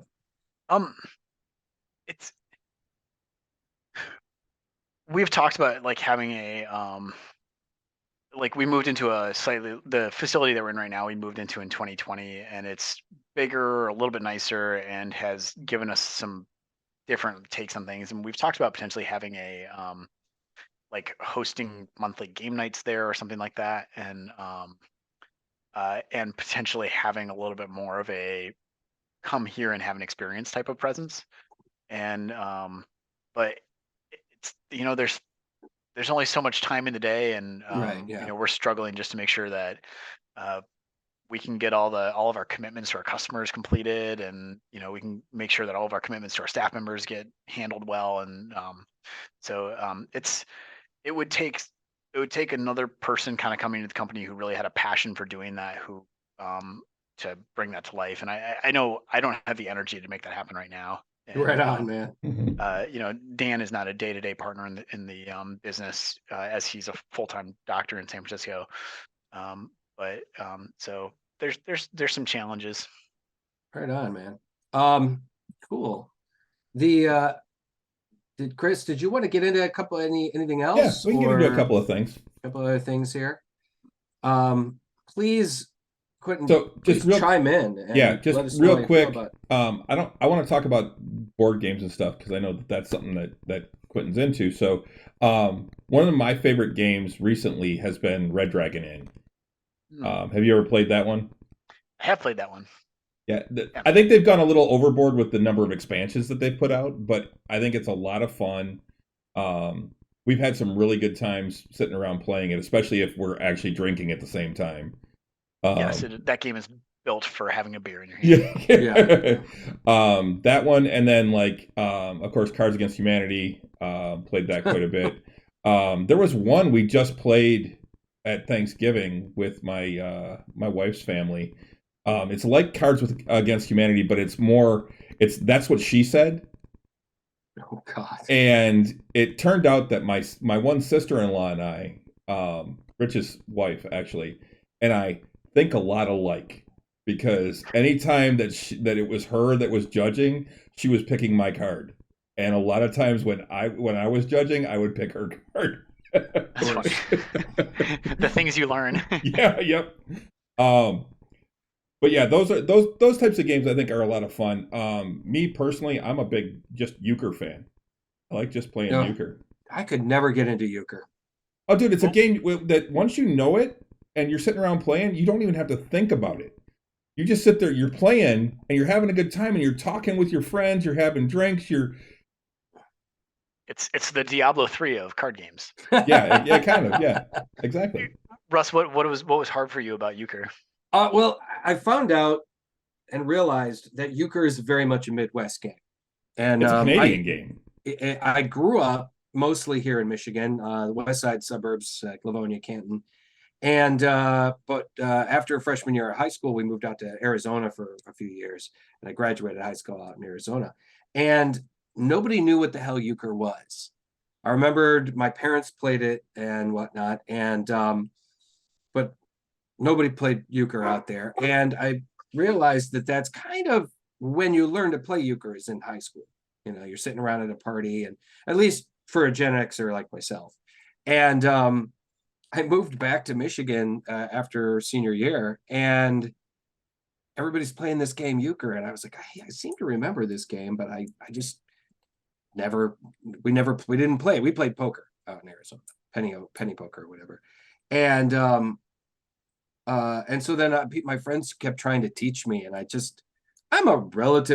was very frustrating because I'm a very relatively smart guy, and I'm like, I couldn't get it. I just couldn't get it. Maybe I didn't care enough or whatever, but I was like, I finally just got frustrated. I'm like, fuck euchre. I'm going to play Magic the Gathering or something instead, because that was the other thing. I was a lot more interested in playing. If I'm going to sit around and play a game around a table, I'd rather it be something a little more creatively stimulating, like a game of D&D or Vampire the Masquerade or Rifts, or you could keep gaming systems all night. Exactly. Or Magic the Gathering, because this was also we're talking 92, 93, when Magic the Gathering was brand new and was just starting out. Now, you mentioned earlier tonight too about how Magic the Gathering was a big deal for you, and kind of an eye-opening experience for you. Yeah. So do you still play Magic? A little bit. It's I hope this doesn't ruin it for anybody else, but I actually don't like the culture of competitive play for Magic very well. I used to go play Friday Night Magic occasionally and do drafts, which I love drafting. That's my favorite format.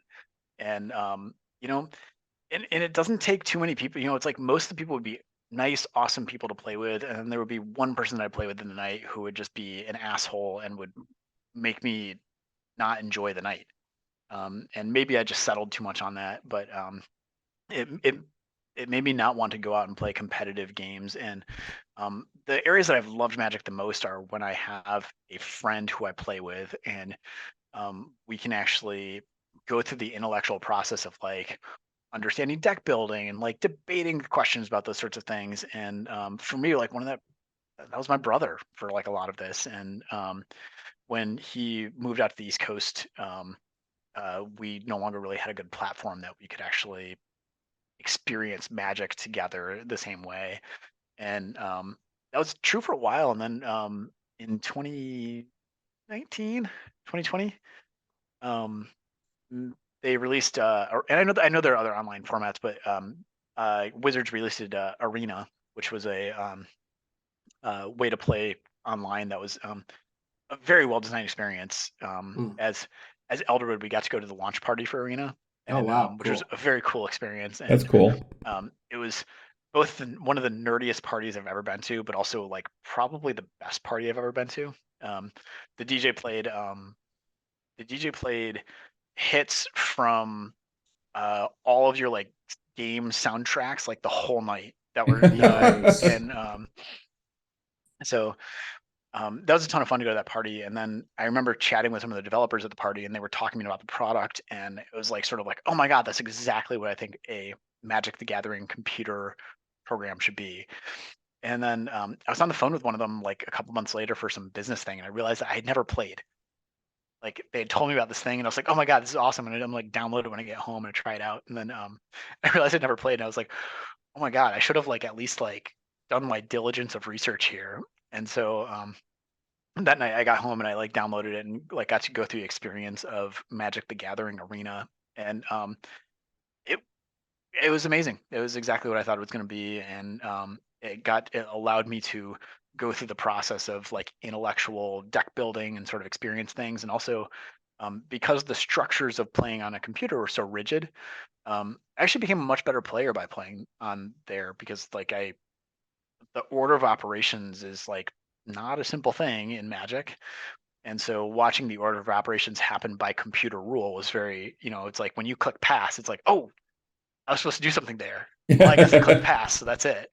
And it also gave me a chance to like my brother and I would hang out over Zoom sometimes, and we'd share a screen and we would do some drafts together and stuff like that. So it was a nice way for us to experience that game again together. And so I haven't played in person in a while, but I played Arena for a while, and then I got to a point where I needed to just sort of take a step back from Arena, because I was realizing that playing in the competitive stacks was it was more of a grind than a pleasure. And I was just realizing like, oh, I'm grinding away something that I get pleasure out of aimlessly. And so I should just take a break for a little while so that I can, next time I approach the game, I can approach it from a place of pleasure rather than a place of work. So. Yeah, I understand that. I got out of Magic for a long time, and then my brother-in-law just kind of pulled me back in. We've been playing Commander a lot lately, which is format. It's a good format just to hang out with some friends and play. And I got some other friends, like the guy who does our theme song, Holly. He's a big time Magic player, and he actually came over to we invited him over to my brother-in-law's house, and the three of us sat around and played Magic one night. It was a blast, because he's got both competitive decks, and then he also just has like casual like Commander decks. And I was actually, both my brother-in-laws were there, and I had to leave, but he's like, here. And he pulls out all his decks. He's like, you get a competitive deck, and you get a competitive deck, and I'll take a competitive deck, and you can see what it's like to play with a competitive deck. And because they're both kind of newer to it, so they said they had a blast though. They said they're like, it's so much fun, and especially when there's no pressure. Yeah, Chris's brothers-in-law are also very new to D&D too. Yeah, well, newish now. I mean, they've been playing newish. for 3 years now Yeah, in our but campaign. they so. started playing in our campaign, and they're just it's so refreshing to see people so excited to play D&D, Yeah. like they live for it. It's Yeah. so fun. You know, Yeah, that was it's our so that was great. my so our D&D game that we stream is called Tavern Nights. Yeah. And the concept that I had before we started it was I wanted to take a group of newer players and a group of experienced players and put them together. Because having played for as long as I have, it kind of gets stale when you're playing with the same people all the time. They know the rules. There tends to be at certain points there tends to be less and less actual role playing, and it's just more about rolling the dice and getting into fights and things like that, and occasionally the murder hobo thing and the Monty Hall campaign. Yeah. So I wanted to bring some new people in, and my wife had a bad experience back in like college with it. The one time she played, and then her two brothers had never played but were interested. So I brought them in, and then I brought in Russ and another friend of ours, Ed, who were older players, and then a couple people who had been playing for about 5 years. And it was great seeing these people learning the game and falling in love with the game. And to be honest, now we've been playing for a little over 3 years, and they are some of the best role players I've ever played with. The things that they do, and to see certain things that they do, just little moments. Like there was one just role playing moments. Like we went back to the cleric in the group is played by one of my brother-in-laws, and we went back to his hometown and met his parents, and they went out to dinner, and I had this elven singer singing in Elvish, and he actually just reached out and touched his mother and cast tongues so that she could understand it. And it was one of the most heartwarming moments in any game I've ever been in. Right. I didn't expect to get all choked up that night. It was terrible. It was awesome and terrible. And that just sounds the like fact, a wonderful group. Oh yeah, it's been great. You know, we've been like I said, if you ever Friday night, you got a Friday night that you want to spend 4 or 5 hours watching people play D&D. That's what we do every other Friday night. So. Or if you ever want to come out and guest star in a hey, there you go. Guest in a game. We can do that too. Yeah, sounds good. Bob said, and watch people touch everything.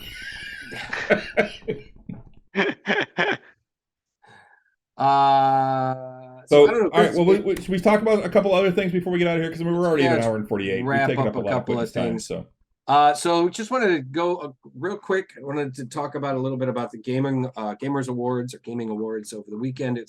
There are a number of gaming awards, like the BAFTAs are considered kind of the Oscars of the gaming industry. They're the first first gaming awards that started back in 2004. But the Game Awards, just called the Game Awards, is also a pretty big deal, and one of the big shows that they premiere and kind of tease a lot of things. And it was on YouTube over the weekend. Some of the big winners. Elden Ring was the game of the year, one game of the year, but Ragnarok, God of War Ragnarok, which is a relatively new game, won several awards, including the best performer was the gentleman who plays Kratos, and I can't remember his name at the moment, but he used to be he spent years playing Teal'c on Stargate. He won Best Actor, and it was presented by Al Pacino. For God's sake, they got Al Pacino to go up and deliver this award. It was pretty cool. He did an almost 10-minute acceptance speech before the orchestra finally started playing him off. It was really, really cool. But a lot of some of the cool things that caught my eye of the previews, and if you guys want to check these out, they're all of the trailers are online on YouTube. You want to check them out; they look great. But Final Fantasy 16 coming to us this year, coming up. It'll be the 22nd of June. If you're a big Final Fantasy guy, I love Final Fantasy, although I have the last couple ones were not the greatest. Looks like it still looks pretty beautiful and pretty awesome. A game called Crime Boss Rockay City. It's coming to us end of March, 28th of March. It's got Michael Madsen, it's got Kim Basinger, it's got Danny Trejo, it's got Vanilla Ice. That's enough right there. Vanilla Ice. They mocapped him for whatever reason. I don't know. Also, Michael Rooker. They've mocapped a bunch of guys for this really cool looking game. Horizon Forbidden West's new DLC is coming to us April 19th. I haven't started Forbidden West yet. That may put it off a little bit, man. I might wait for the DLC before I go. No, dude, just play it. We'll see. I probably will. Anyways. One of my favorite games. A new trailer for Cyberpunk 2077, the Phantom Liberty DLC also was released. They still haven't given us an exact date, but they did show that Idris Elba plays a major character in that DLC. That had been a huge secret. Nobody knew shit about this one, so that's pretty fucking cool. What else? Baldur's Gate 3. Baldur's Gate 3 finally has a full release date, or at least a release month. They didn't give us an exact date, but August of 23. Baldur's Gate 3. I've been waiting for this game for 2 years of beta, not bad. Forever. Yeah, 2 years of beta. I wonder if they're trying to hit Gen Con. Oh, maybe. Wouldn't be surprised.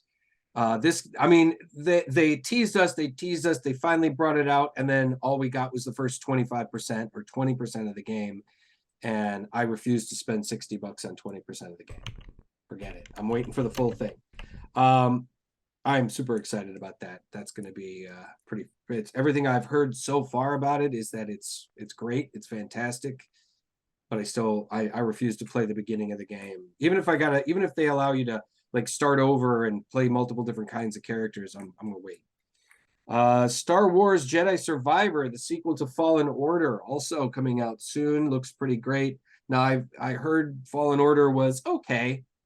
I haven't played it yet. I actually got it for free on Amazon Prime Gaming, and it's on my computer here. That's coming March 17th. Got a lot of really cool games coming up real quick. It looks beautiful. I heard Fallen Order was good, but not the greatest. This still looks pretty damn awesome. Also, the Suicide Squad Kill the Justice League coming to us May 26th. This is also the last performance of Batman by Kevin Conroy is in this video game. So definitely a game that, although I am not a fan of seeing superheroes kind of as villains, because in this game, apparently the Justice League has been compromised and the Suicide Squad has been tasked to take them out of the game. It still looks pretty awesome. And James Gunn has said that this is the beginning of the future of DC video gaming. So hopefully that shows it's going to be pretty awesome and shows, like I said, the future of it. There were a couple other things too. Hades 2 was premiered. Death Stranding 2. Kevin Levine's new game Judas got announced. Some Modern Warfare 2's first raid drops next week. Just so many awesome things. Of course, Diablo 4, we talked about that a little bit. That has a release date for, June of 23. So I got it. I enjoyed Diablo 2. I tried playing some of Diablo 3. And I've said before, I appreciate a little more meat in my RPGs. I like a little more story and a little more, I don't know. It just seems a lot of, for me, a lot of Diablo is just running around, killing shit and collecting shit, and then just building your character up. And you like the loot treadmill. Yeah, exactly. Quentin, you were saying it's just, and that's fun, but it doesn't take a whole lot of brains to play that game. It's just kind of a grinding and getting loot. So anyway, it was a pretty cool show. They spotlit a little bit about the Last of Us TV show, which is coming out real soon. I believe it's starting in January. I am really excited about that, considering that I just replayed The Last of Us Part 1 new the reskin, the reboot remake. It's not even a reboot. It was not even really a reskin. I mean, they did redo the whole game up to current gaming platform capabilities. It was gorgeous, really gorgeous, and I'm looking forward to getting into the second part again. And a new Hellboy video game, which looks gorgeous. Web of Weird looks like it's called Hellboy Web of Weird, and it's done in a very animated style. It's like a three-dimensional animated style, very much in the fashion and in the design of the original artist. Shit. No, I'm blanking. I should know this. I'm the comic book guy. Quentin, I'm the comic book guy. I should not. Why do I not know this? It'll come to me. I believe the show is still on YouTube. You can pull it up if you guys are interested in watching it. It was pretty freaking cool. And it does come with it, they shows all of the previews and whatnot. It's pretty damn cool. So that was pretty much all I really had, Chris. I mean, other than just random comic book shit. They did also release today the Witcher 3 Next Gen Update patch notes. The Witcher 3 Next Gen Update comes to us, I believe, on the 16th. For those of you, or no, 14th, on the Wednesday, actually. So what it is a free update for anybody that has bought The Witcher 3. If you have a disc version of it for your PS4 or PS5, whatever, it is the full update is free for everybody that has purchased the game already. And they've released the patch notes on CDPR's website. It is going to be, they've updated like the ray tracing and a lot of the like the video aspect of it, the video game, aspect of it, but there is also a lot of gaming parts of it. They're like the story, and they've even integrated stuff from the TV show, I guess, apparently. So, well, worth giving it another shot, Chris. Get back into it. Play it again. Yeah, we'll see. I'm a big fan. I really enjoyed Witcher 3. It was pretty awesome.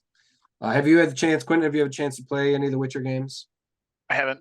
Although you're talking about TV shows, I've very much been enjoying the Witcher TV show. Yeah, I love the show. Yeah, loved it. Although having never read the books or really played the games, I was very much lost in the first season and honestly a little bit frustrated. I'm like, I really like this show and I really want to like this show, but it is insanely disjointed and I have no idea what's going on. And then at the end, they're finally like, oh, it was all different times. And oh, now it makes more sense. But to wait 8 episodes before you find that out.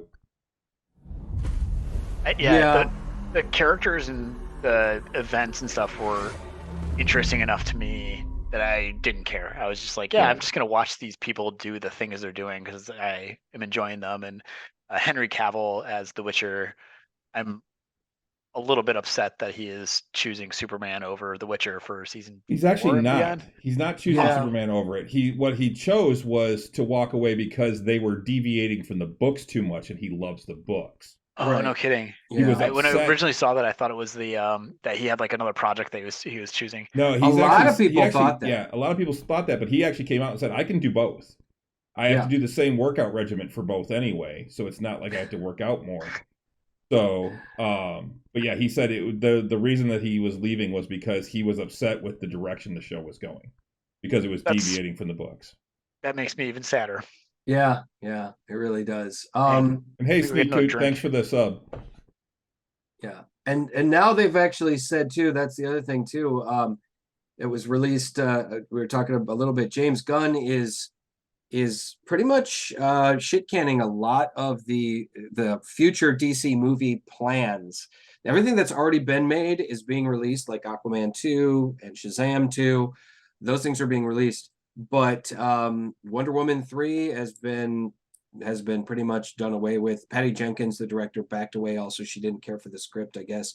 The Man of Steel 2 preliminary plans that they were teasing have now been pretty much I believe, at least backburnered. And although James Gunn did say in a post today or the other day that he is still interested in Cavill returning and continuing as Superman. So hopefully we'll still see Henry Cavill return as Superman. Oh. It's just a matter of how and where and when. So Renee said that they veered so far off the books, it's like Ready Player One all over again. All right, well, we'll see. Did they say anything about the Batman 2? Oh, the Batman 2 is currently, I think they still are interested in continuing, but I think they're going to tweak the story or whatnot, something like that. Also, Joker 2 is in production. That doesn't count. That's not a DCEU movie. Not really, no. But it's still not even, not at all. They have said that is nothing to do with has nothing to do with the DC Joker whatsoever. No, not at all. But it is still a DC property, so it kind of counts among. I still haven't seen it. I've heard it's a good movie, but I've also heard it's Taxi Driver all over again. Oh, Joker was a very good film, but it was not the Joker. It was not. It was very weird. That's the other thing, Quentin. Russ is a big Superman guy. I'm a big Batman guy. Yeah. Well, I like Batman. I do, but I think he's overrated. And I like Supes, and I think he's really overrated. And the Super Boy Scout just. And the rich kid that could never get over the death of his parents. That's, we have our. But he has all the toys. He does have all the toys. All right. So, well, we should probably wrap things up. We should wrap things up, guys. Again, check out Elderwood Academy, their website. Why don't you let us know where everybody can find all your social media stuff, man? Oh, if you can follow us on Instagram. I think we are at Elderwood Academy on Instagram. I just followed you. Awesome. We are at Elderwood Boxes on Twitter. And then on Facebook, we are, I think we are /Elderwood Boxes on Facebook. All right. So, It goes back to the early days, what you were telling us when you first had that first name. Elderwood Boxes, yeah. Yep, those are relics of the past. Hard to change that shit. Cool. Yeah, guys, check out their products. They're really great. And again, they employ local artists and to the Detroit area, and it's a local company, so be sure to check it out and buy their stuff because it looks great. I'm looking at it again. I love the monster spell books. Those are really fucking cool, man. Speaking of local artists, those are actually a collaboration with this isn't quite local, but Abbott's Hollow Studios, and he's in Illinois. Blanking on the exact city, but he's in Illinois, and all of those are handcrafted by him in his studio in Illinois, and then he sends them over to us, and we do the finishing touches. So. Yeah, I was checking them out. I was like, and I think they're probably I think one of the more expensive items that you guys have, but they're just really fucking cool. They're like leather faces, guys. They're like these leather faces on the books and stuff with a big eye or two eyes. And they're all customed, and that's also, again, one of the things I really like about your products. It's like you can kind of custom almost everything, and that's really, really cool. So, Chris, what do we got coming up? We don't have a game, D&D game for the next. No, we're done with D&D and Tavern Talk until the new year, probably. Until the new year, yeah. So we just got nerds. Yeah. I got a little kind of a cool news. The show that I'm in, the dinner theater murder mystery show thing that I'm doing, we sold out our first show in like 3 days. We sold out our second show, almost sold out our second show in like 2 days. We actually has put a second show up. We're talking on about putting together a third show. We're still kind of debating about that at the moment, but we couldn't believe it. We had to scramble to get our show in October sold out, and for whatever reason, we have 2 shows. So kind of keep your eyes open on my Facebook page and or Instagram for those of you guys that are friends of mine on Facebook for news about that. If you're interested in coming out for a murder mystery show and a great dinner out in Eaton Rapids near Lansing. Chris and I will be back next Tuesday. Not tomorrow, but next Tuesday for your regular Nerds with Alcohol show. Yep. Quentin, thanks for joining us tonight, man. Yeah, thanks a lot, man. This has been a blast. Really, Yeah. really cool. It's my pleasure, guys. Yeah, this is so fucking cool, man.